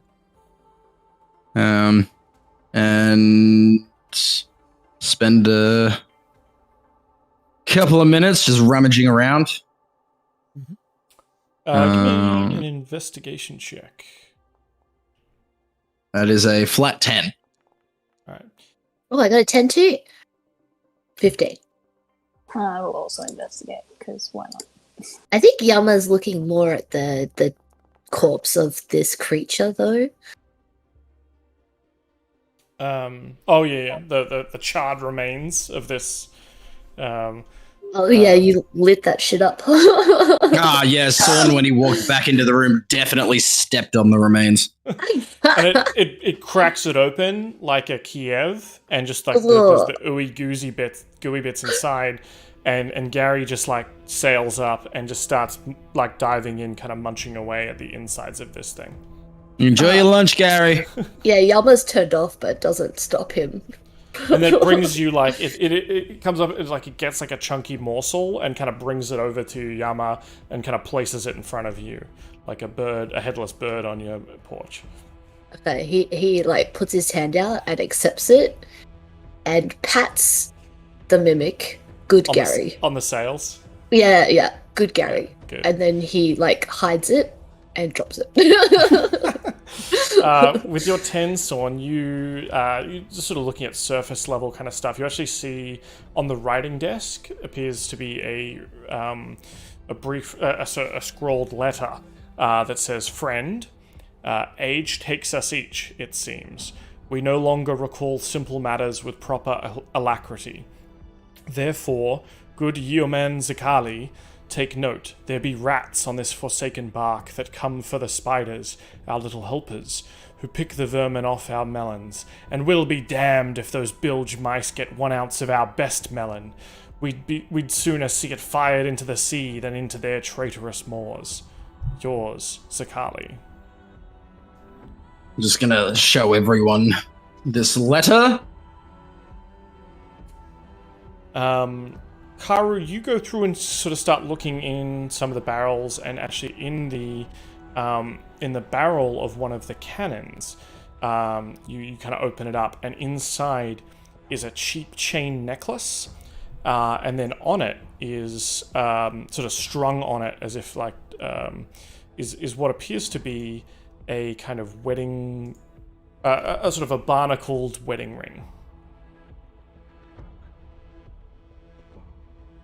Barnacled wedding what? Sorry? A barnacled wedding ring.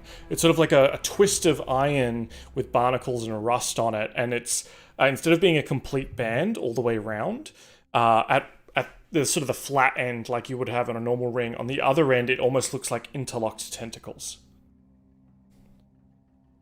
This is kind of cool. And he like holds it and shows it to everybody.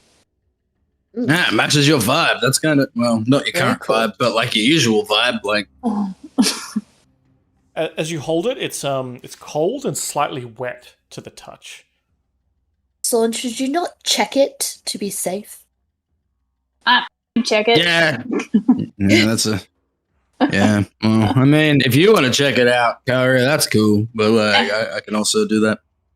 Oh, do you want to check it? I don't want to take. Like, do you want to? Karu's like, I mean, if you think that you think it's fine, I'm sure it's fine. Like, you know more about tentacles than I do. It thinks you should put it on. Yeah, yeah, that's what I'm leaning towards as well. Can Karu be making his Arcana check as he puts the thing on? Sure. Basically.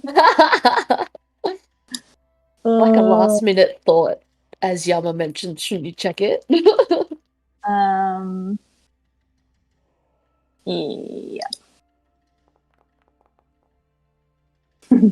Oh, it's 20. Yes, definitely magical. You think you'd need some time to attune to this thing, though, to uncover whatever kind of magic is in it. But you think it has some kind of sort of transmutation or enchantment magic to it. It has some. You definitely get a tentacly vibe from it. Oh yeah, this definitely suits me. And I'll keep wearing it even though like I'm not attuning to it, I guess. Because I'll just have to take a short rest to do that. But yeah. Yeah, you need to spend an hour with it to attune to it. Yeah, he's wearing it now. And then he gets freaked out when he sees his like normalish hands. Yeah, his sort of pink white hands. With this rusty wet ring that's all tentacly. No. Cool. Okay, so something about rats and a ring. Do we want to keep going? This letter's kind of strange, but yeah, we should keep going. I am down. Just be careful Actually, of I'll rats. link you something here. Ignore the text, because it's going to be different text, but this gives you an idea of what the ring looks like. Oh, that's awesome. Sweet. That's cool. That is pretty sick. That's definitely Karu's vibe. Well, not right now. Oh. he's so put out. I think Yama keeps staring too. Like he's trying to be polite, but it's weird, very weird. Yeah, and Karu's just like under his breath as he walks past him. He's like, "Stop." Yeah, and Yama's like you're over here, and Yama's like, I didn't. Yeah, it's that Michael Sarah meme where he's like looking and then he's just like, like is that? He starts talking to Gary like really intently. Yeah. This is why tea is a gateway drug. Obviously, you can't, not even once. Oh. Well, shall we continue? I guess. Do we want to check out the rest of this room, or I believe I spy some doors at the other end. Yeah, I feel like down is just gonna be bad in general, but like let's check out those other doors. Maybe there's something else over there. I'm definitely not. I feel like we should find clear. these rats. We should definitely clear it floor by floor, We don't want anything popping up behind us. deck by deck. Beyond.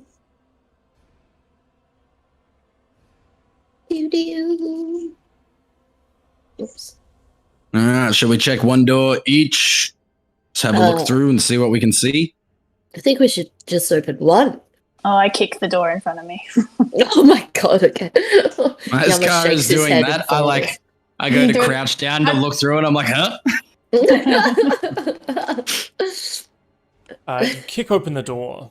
This kitchen, known as the galley, is a large squarish room lined with crates and locking cabinets that are full of pots, pans, utensils, etc. All the food in here is rotting. A central stove stands in the middle of the room. It is glowing with a pale, ghostly light. 4 cannons stand against the wall. This room is a total mess. Cobwebs connect each cabinet, and every surface is covered in huge, pallid insects that look like sea roaches.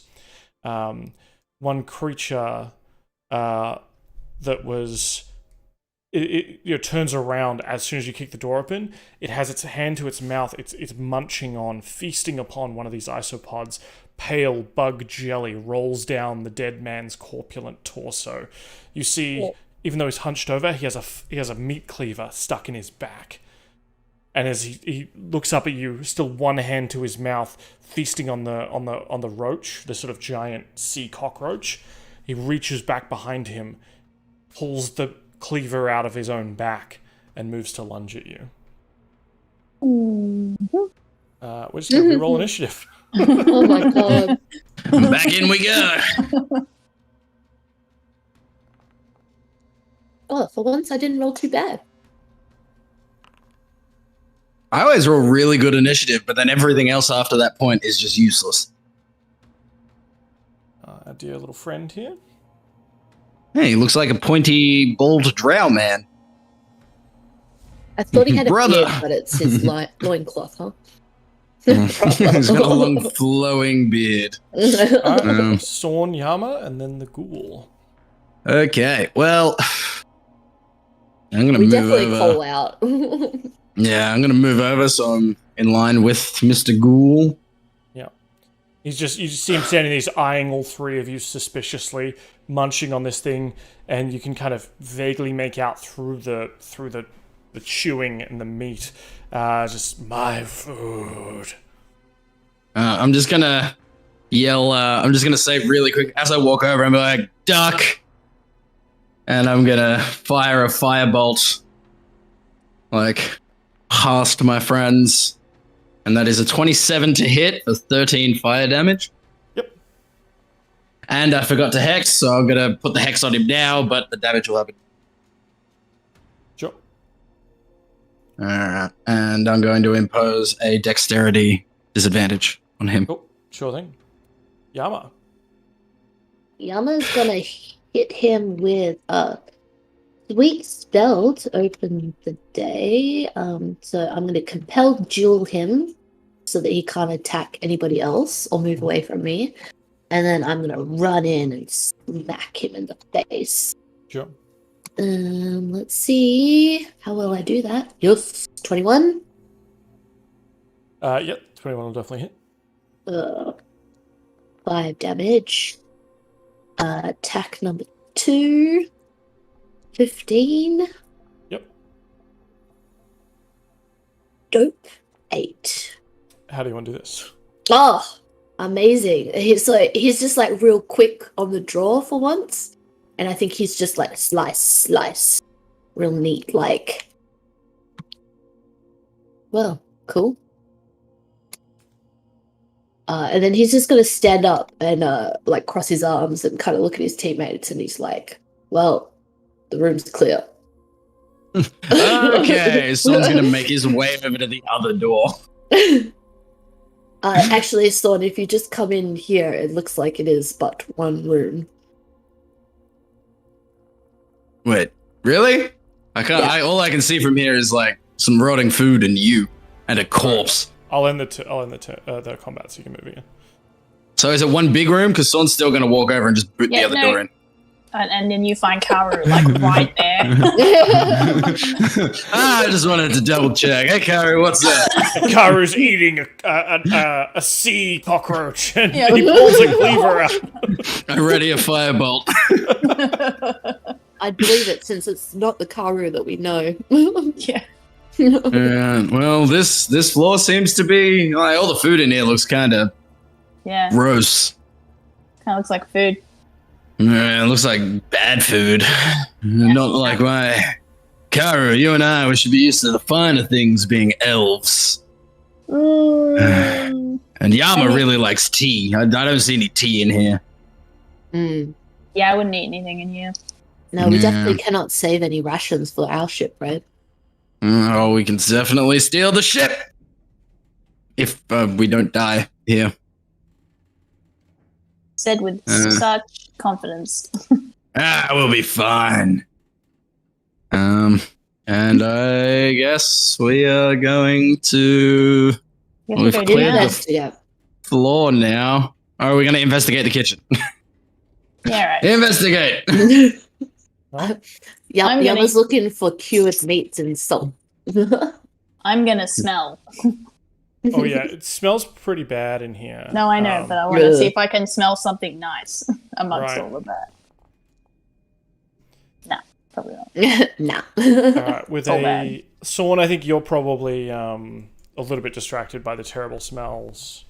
It's offending me. Your fine elven tastes.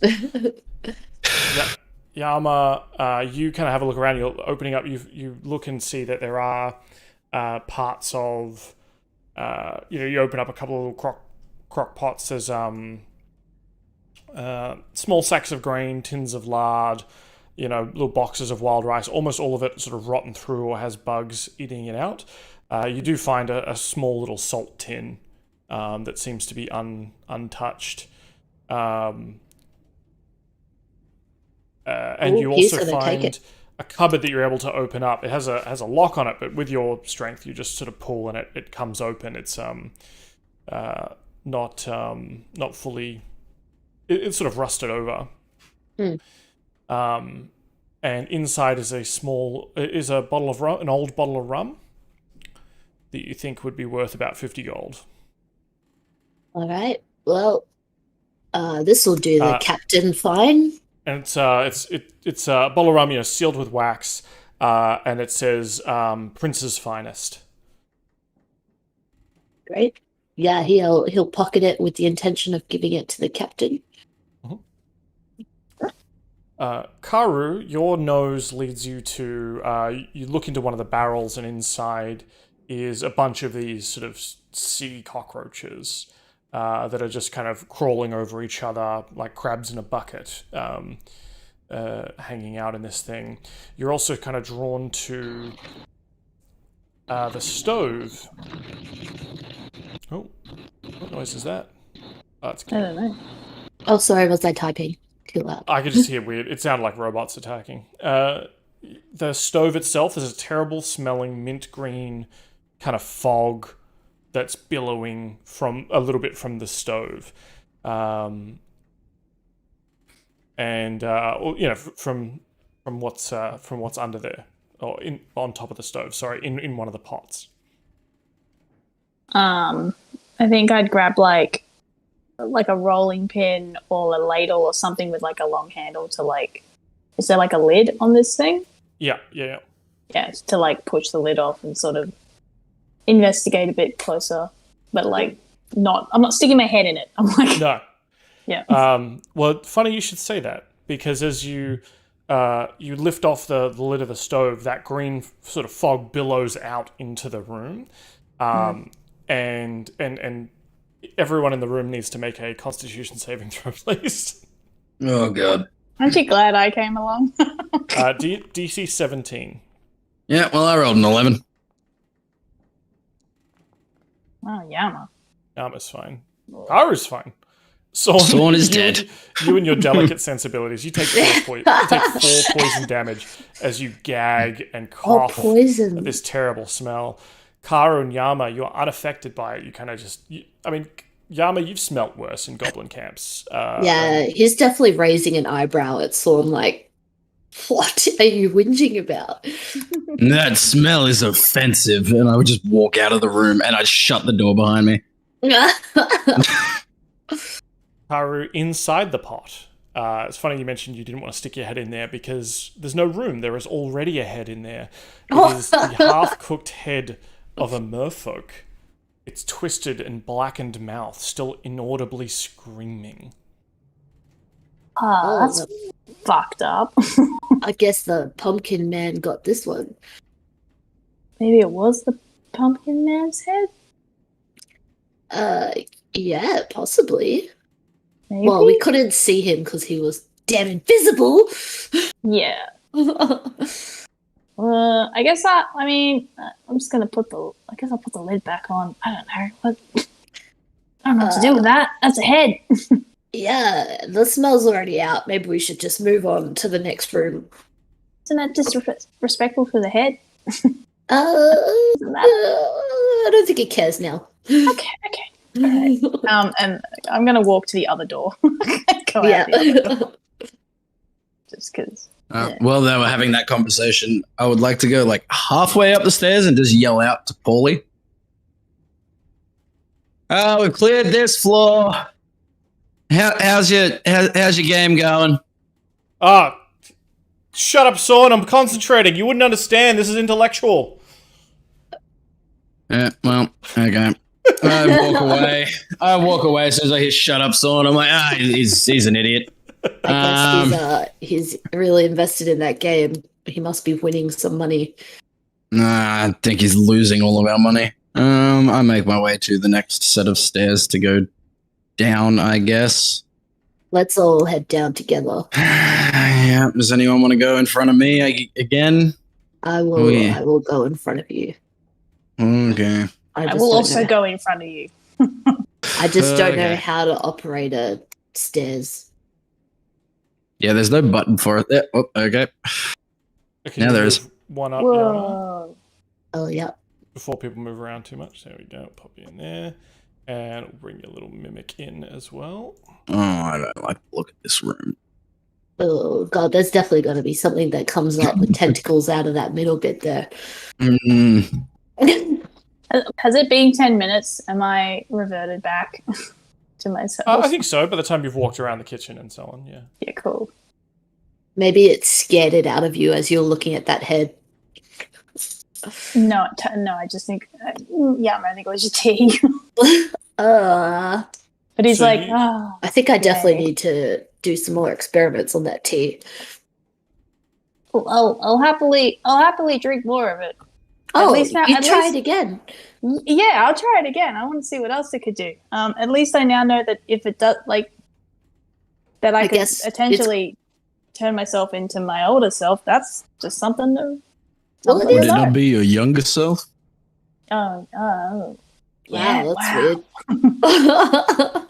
I guess it's good to know that it's not permanent. Sorn we looks do at the love middle you the way distance you camera. Yeah. breaking the fourth wall. Looks like there's a whole bunch of blood and guts down here. Can we roll a quick perception? Yeah. Let me describe what you see. Let me describe what you see before we.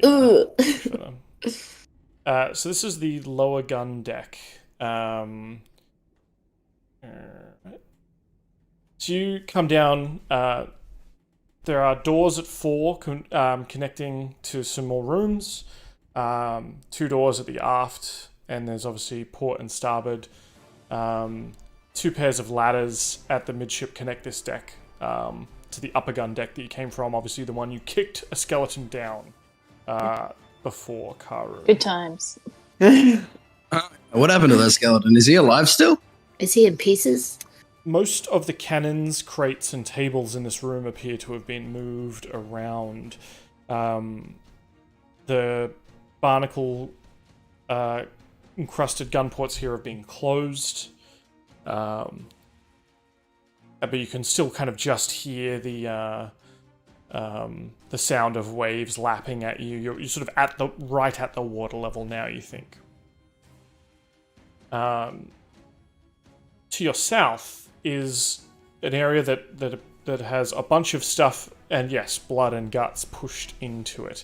A number of skeletal bodies are all lay haphazardly in a pile on that floor.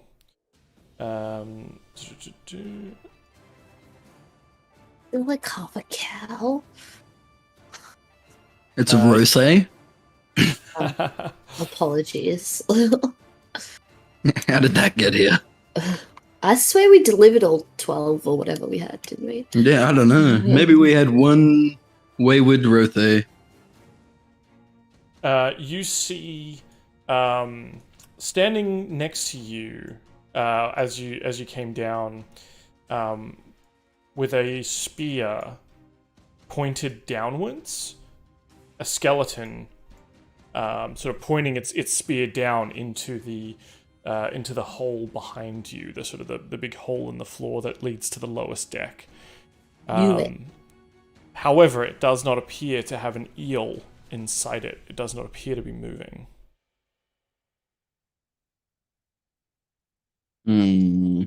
If I look down into the lower deck, actually no. Yeah, can I discern if there's any oil in the water or flammable substances? Give me a perception check.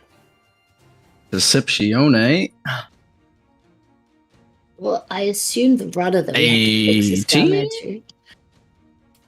You do see sort of an oily sheen down there, but it's not like it doesn't look like crude oil.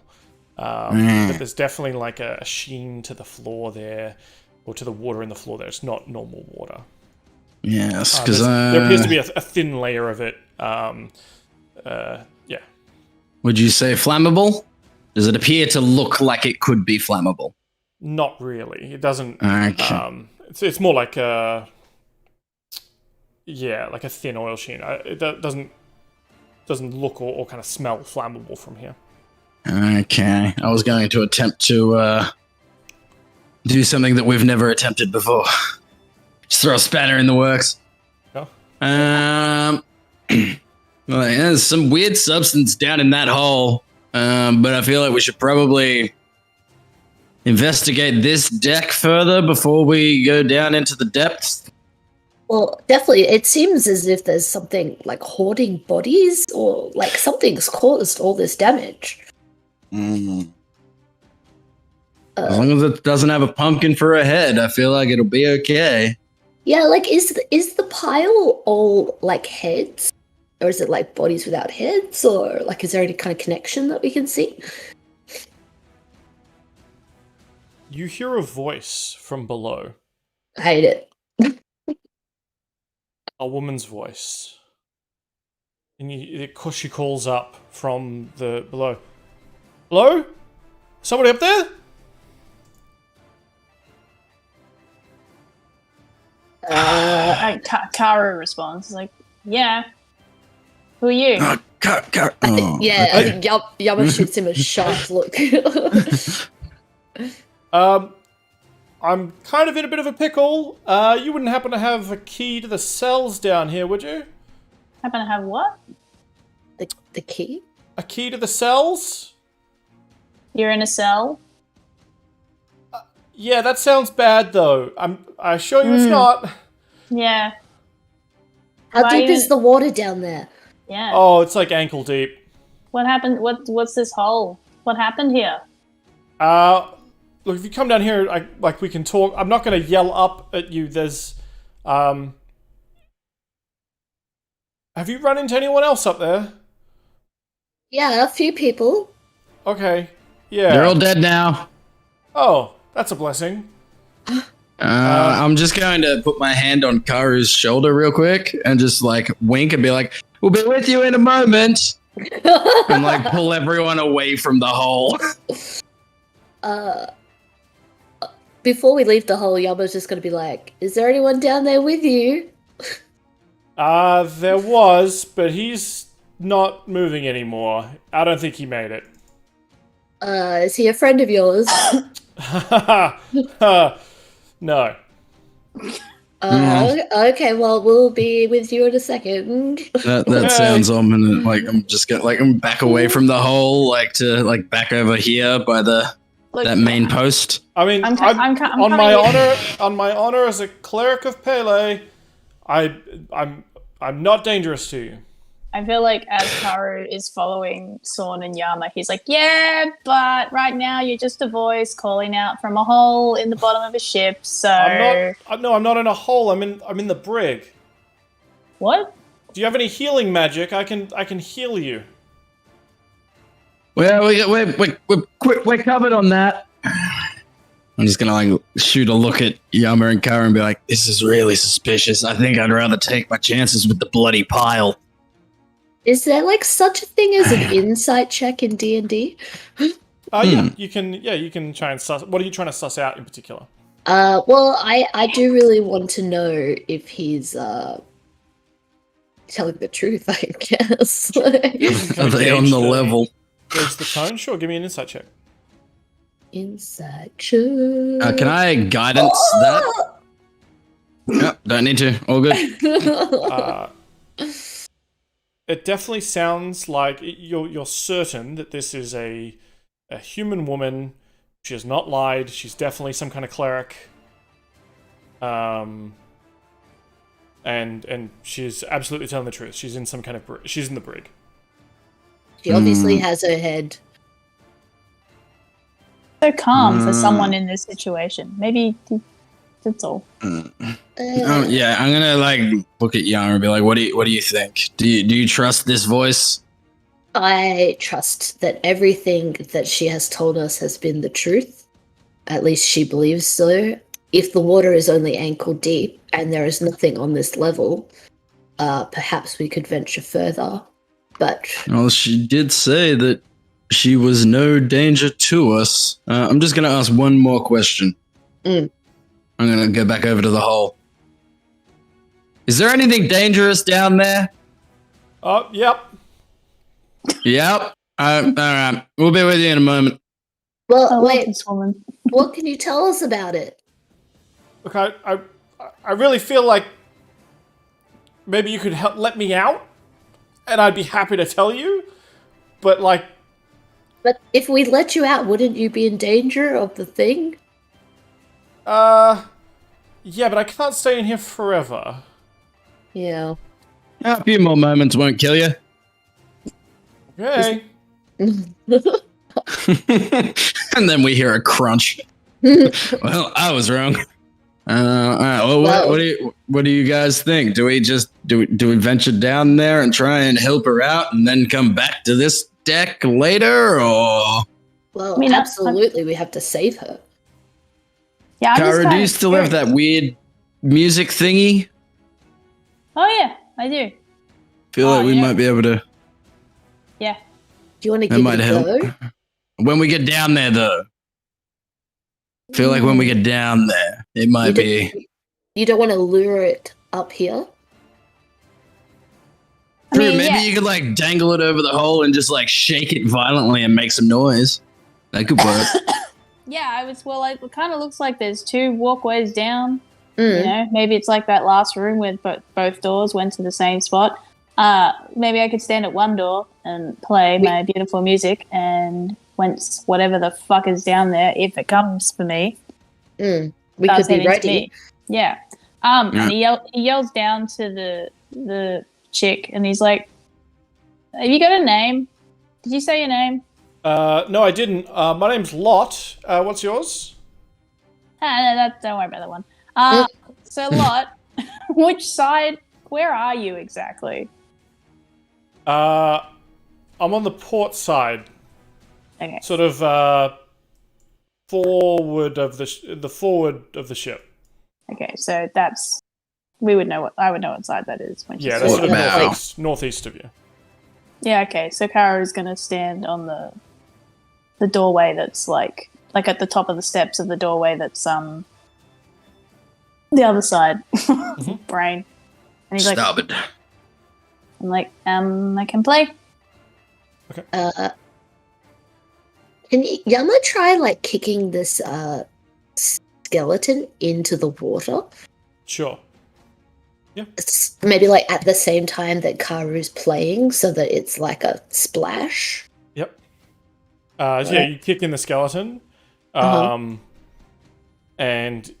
as Karu starts playing, there's a splash. The skeleton just goes and you hear Lot's voice go, "Mr. No Name, I hope that wasn't you, because you look like you have no meat on your bones."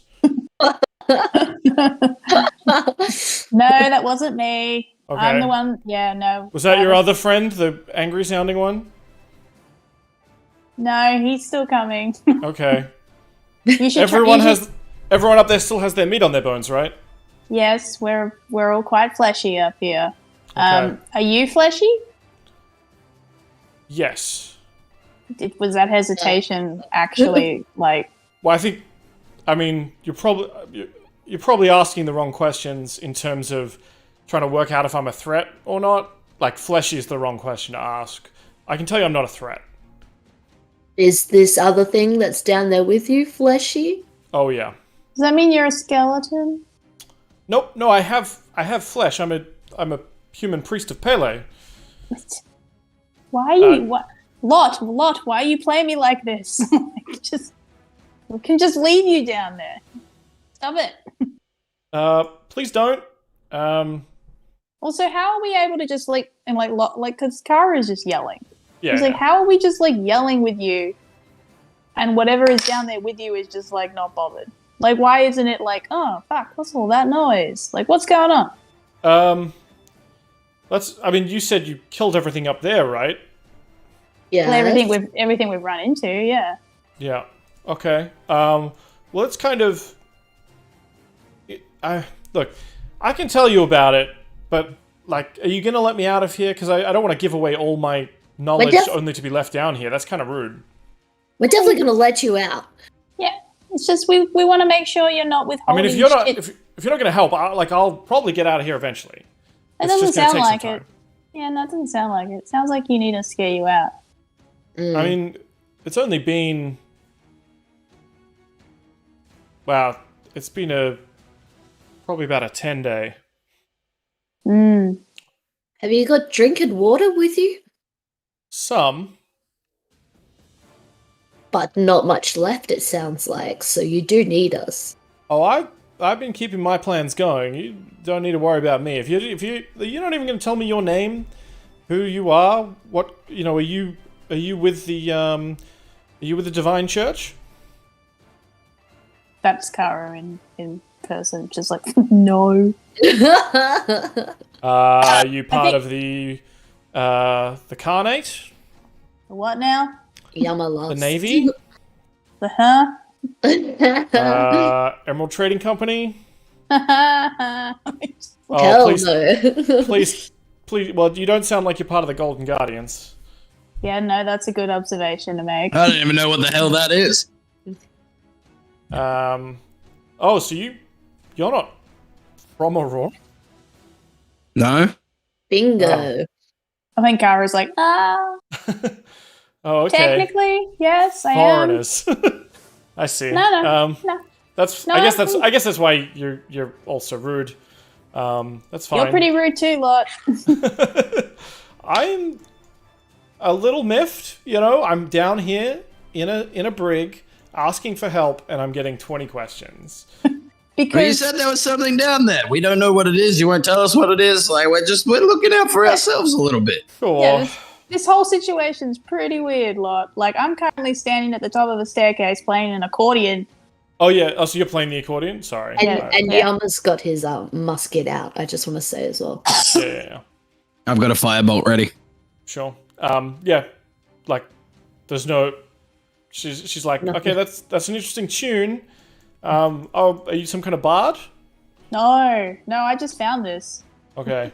I'm helping to calm you down, lot. Sure. Yep. Can Yama, since nothing's happening, can Yama kneel at the edge where he's standing? Yep. And put his head underneath the floorboards to have a look around. Sure. Let me move you down there just so you can see what it's all about. Okay. And I'm gonna roll up a perception. Mm-hmm. Oh, where am I at? Oh my god, where am I at? That's wild. Is it supposed to look like that? Yep. Oh my gosh, okay. So you poke your head down into the cargo hold. Mm-hmm. The forward part of the hold looks bizarre. The bow of the ship looks like a fence of pale wooden vertical planks from a distance. But as you look to the north, you see Lot. She's standing there in a cell. There are a number of sort of floating crates and barrels in the fore part of the ship to the north of you here. You can see the brig. There are 2 metal rust-proof iron cages. Mm-hmm. You see in the left-hand cell is the body of a sailor. Looks sort of half rotted, half digested. On the other side, you see crouching sort of a human priest.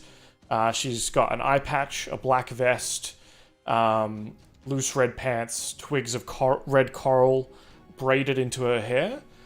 She stands up and grins to see you, like your head poking down. She kind of walks up, puts her hands on the bars, and looks up, and she goes, "Oh, a hobgoblin." Indeed, Lot. My name is Yama, and it is nice to meet you. Would you be so kind as to point out our enemy? She kind of points, like... Yeah, okay. Why do I feel like we're in a stomach right now? That is the... Did you say that out loud? Yes, he's like looking around and... Yeah. And she points to the front of the... Oh, is it like a whale mouth? Like, it's got the... Like, oh god. So Yama's gonna duck his head back up to the guys, and he's gonna be like, we're in it. What do you mean we're in it? This is the beast. She's in the stomach. There's teeth down there. There's a mouth. We're in it. How could we possibly defeat this? We just start stabbing. Can Yama experiment with that? Can I like place a blade, his knife, like into the floorboards of the floor? Anything? No. Yeah, but okay. it does give way. The wood doesn't perhaps splinter right. It seems to sort of give way as if flesh. Okay, so it's all around us. There's not like a creature in the water down there. Is that what you're saying, Yama? Yeah, and he points. That end is the mouth. And I assume this is why the rudder is not working, because there simply is no rudder. I don't know how we're going to get out of here. Does Karu, as a fishy person, I actually think Karu at this point probably jumps down and goes to find Lot, because he's like, all right, well, there's nothing down here. But, well, nothing down here, you know what I mean? Whoa! Yes. Sorn will join them because he doesn't feel very safe. So, Yama's still up top until Cait tells me otherwise. Yeah. No, Yama's definitely gonna follow. Yeah, so I've like jumped down. But does Karu, with his little fishy brain, and as a hunter, have any like thought of like what this beast could be that they're potentially inside of? Do you have any kind of feature or ability that would let you? Because I just don't know what blood hunters have. Neither do I, dude. No, play one.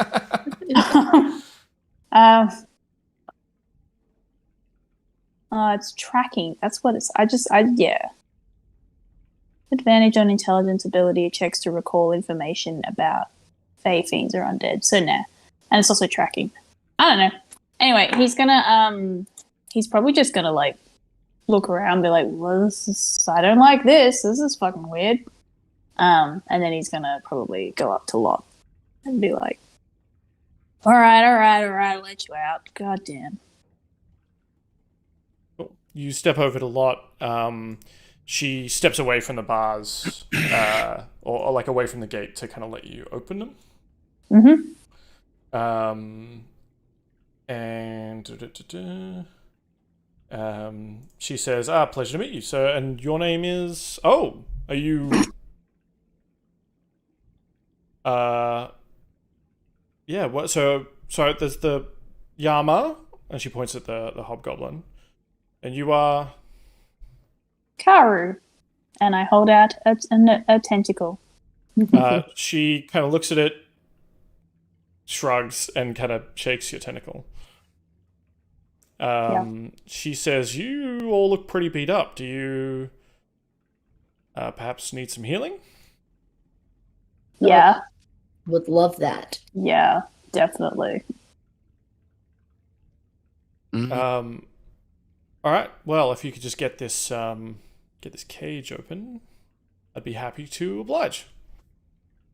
Is any of us good at picking? Any of us good at locks? Sorn, do you want to try? I can try and melt it. You could just try and hit it.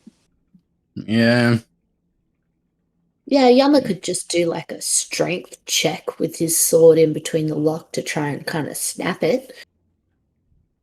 Yeah, give me an athletics check. Alrighty. Muscle man, come on. Oh my god! Oh no! Well.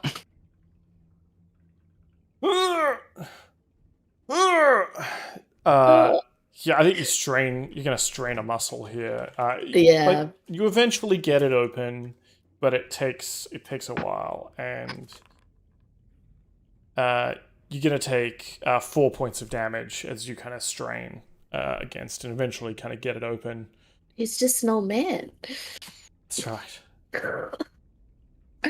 And if you step out of the way, Lot will step out of the cage. And she shuffles over to the sort of the floating body in the other cage, reaches through the bars and unhooks what appears to be sort of a necklace that's on the body. And she pulls it up, and you can see it's like a wine cork on like a bit of string. And she pulls it off and goes, "Idiot," and then like puts it on. What's that about? Oh, he just pissed me off. He stole this from me. You didn't do that, right? Oh, that? No. I mean, it didn't help him, for sure, stealing from me. All right. Better let Pauly know to not steal from her. Yes, well, he should be on his best behavior lately. So you have a ship, right? Like, we should get out of here? Yeah, but that healing first? Oh, yeah, of course. So sorry. Pele, goddess of the volcanoes, please send your warm heat to heal these weary souls. And she's going to touch each of you, or at least she's going to touch Karu and Yama, and I guess like gesture to see if Sorn wants it too. And she's going to cast Cure Wounds on each of you. So on Karu, you're going to get 10 health back. Mm-hmm. Yama, you're going to get 10 health back. And Sorn, you're going to get 9 health back. Although when she goes to you, Sorn, she lays her hands on you and she's like, oh, volcano goddess, mother, please heal this weary soul. And nothing happens. And she has to like open an eye. And she's like, you haven't pissed off the gods recently, have you? No. Hold on. She rubs her hands and goes, oh, Pele, these people saved my life and I kind of owe them one. If you could just overlook the scowl on this one's face for just a moment and bless him with the clouds of your imminent eruptions. And she rubs her hands together, puts it on you, and you get 9 health. Yeah, Talos isn't very happy with me. Kind of like my dad, but doesn't. Yeah, don't worry about it. Yeah, Pele, she doesn't like him. Yeah, I don't. Well, he doesn't like me, so like we could be friends. Could be. I'm sure. Well, I had some literature, but it's all turned soggy in the belly of this beast. Yeah, nah, I shouldn't be making deals with any other strange gods anytime soon. It's been a hell of a week. Yeah. You don't happen to be able to do that again, can you? I've probably got one more left in me. Well, I'd love it. Sure. Another little boop. Puts her hand on you, and she says, Pele, please bless this soul with erupt forth from the volcanic thrust, such as the first islands were built. In your name we pray. And she puts her hand on you, and you get 11 healing. Oh, amazing. Well, thank you greatly. You're most welcome. So it's Yama. Mm-hmm. Karu, did you tell her your name? Mm-hmm. Yeah, you did. Karu.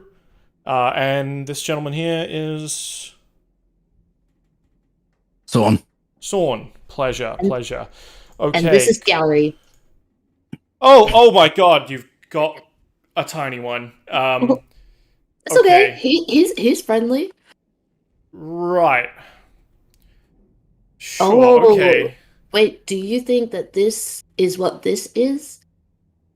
Yeah, this is a baby one? And we're in its mother. Like,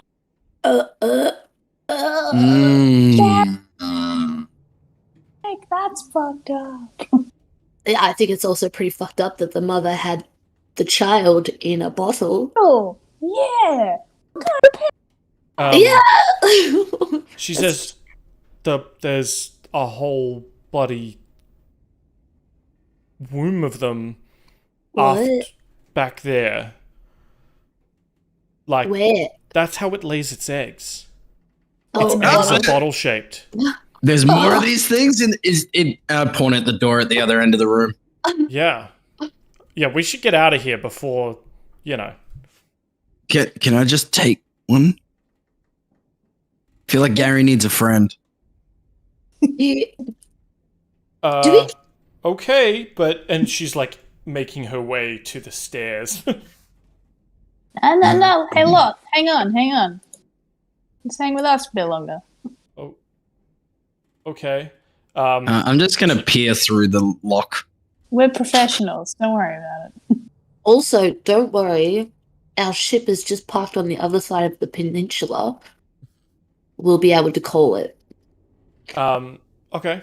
Well, if we're going to hang around here, you wouldn't happen to have a spare weapon? Anything I could defend myself with? Yeah, Yama has a dagger. Cool. He can give her. Yeah. Excellent. And she She takes the dagger and she throws like 2 wooden shivs into the water. She's like, well, good, that's much better than these things. Are you better with a crossbow, Lord? Potentially. I mean, I don't have a lot of martial training. A lot of what, sorry? Like weapons training. Right. Yeah. I mean, I could probably use a crossbow, though. I mean, I got How one. hard could it be? Yeah, exactly. You point and shoot, it's fine. And I'll give her the crossbow and crossbow bolts that I had. Yeah, cool. Because I'm just like, I run up and swing. That's what I do. Is it a light crossbow? Yes. Yeah, cool. Dragging that in. Sweet. Excellent. Well, yeah. We'd really appreciate it if you stuck with us for now, Lot, and we're happy to get you off here later. We're just going to check the area. Okay, well, with the trusty cross, I'll cover you. I'm going to look through the lock. There is no lock on this door. Oh God, I'm going to put my ear up to the door and listen. Okay. Give me a perception check. Perception or investigation? I just made it investigation. Is your perception any different? What's your perception? My perception has a +4. Okay, yeah, so you get a 21. I'll take the initial roll with the +4. Mm-hmm. You hear like a rhythmic movement that is not the waves outside. Oh, could it be like a loose rudder? You can feel the door itself seems to slowly move under your touch. Oh, like it's breathing? And as you kind of get closer and you're kind of putting your ear to it, the door opens. Where are you? Up against the door here. Almost everything in the hold is organic, made of bone and slime. The curved bottom and walls are ribs and covered in grey-blue flesh. The floor is flooded with 3 foot of salt water, but the ship does not seem to be sinking, nor does the hull seem to be breached. Barrels of rum and gunpowder bob in shallow knee-high water, and waterlogged stacks of sail canvas are piled along the walls. Coils of rope here slither like snakes underneath the water's surface. You open up, as you look through this door, you realize it's sort of a membrane, not really a door.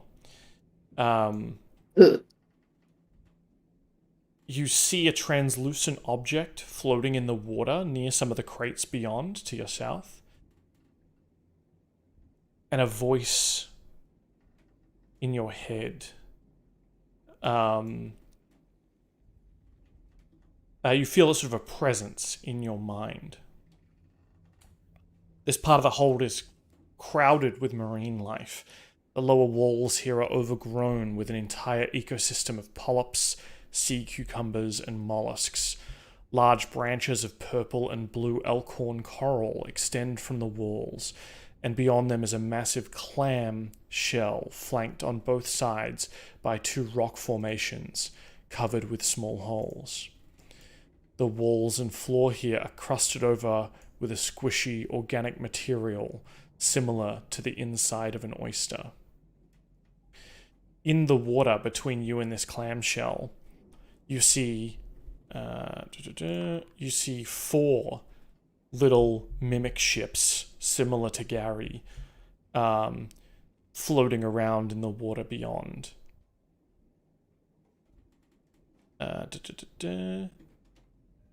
And you see dozens of whip-like glowing tendrils emerge from cavities on the walls to either side of the massive shell.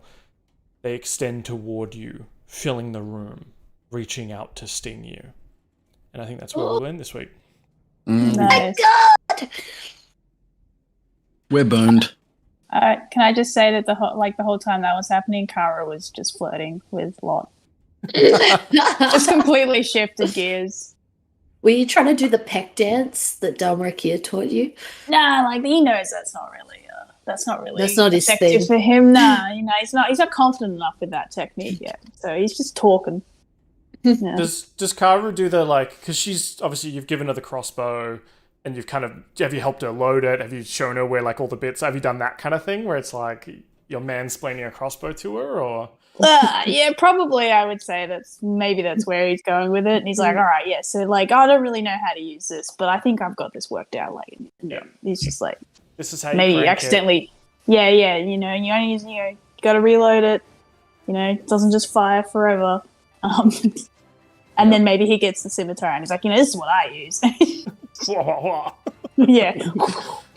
And I imagine she's just like, right. Are we going?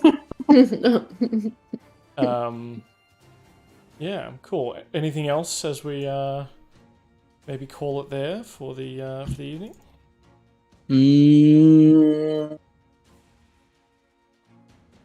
No, nothing from me. All right. Yeah, I'm good. I'd say Yama was probably reaching out to Sorn's shoulder just to caution him, and before that happened. Yeah. So he's kind of mid-reach, and he's just And instead of the door just opening as a door, it's sort of widen, the entire room widens out as the membrane retreats, right? So you there's nothing between you and that thing now. Hey. hopefully we have our captain on next week. Yeah, hopefully he's still playing his game. Cool. Yeah, I hope you all enjoyed that. Very much thank you, everyone here at the table. I think that was a very fun session. It was so fun. Fighting the headless sea horseman. I find it insane that this party just never takes a short rest. They will do anything in their power to not take a short rest ever. Yeah. And, feel like a place to take a short rest. That's just the thing. It just doesn't feel like we could do it. Also, it feels sus. Yeah. And we were right. And you weren't wrong. Yeah. You were in the belly of a beast. I'm going to start stabbing it next week. And then, of course, thank you to Fireworks for making the big boss invisible. God damn it. It did not need any more help. No. It was Didn't fun. need it, but it was fun. Absolutely. Yeah. Very fun, yeah. Anything else we want to say or tell people before we sign off? Anyone got any cool things they're doing at the moment? Nope. Oh. Alright, sweet. Alright. Don't say I didn't ask you. I will ask people to, if they haven't already, click the link to... I'm pretty sure there's a link for YouTube subscriptions and so on, where we put a lot of TikTok-esque shorts and anything about Dylan rolling ones. I usually clip up into a video to put on there. Thank you, Dylan. And so if you want to see them, I'd greatly appreciate that. If you hit follow or like on those things, maybe leave some comments over on the YouTubes as well. Apart from that, we'll hopefully be back next week with a full brigade of everyone. I'm going to have a little session with Pauly between now and then, so we can determine how he did in the tactician game and what else he gets up to in this ship as you were clearing it. And also, perhaps we'll figure out what the consequences are of not clearing the room above as we enter into next week. I didn't think about that. Bye-bye. Liz.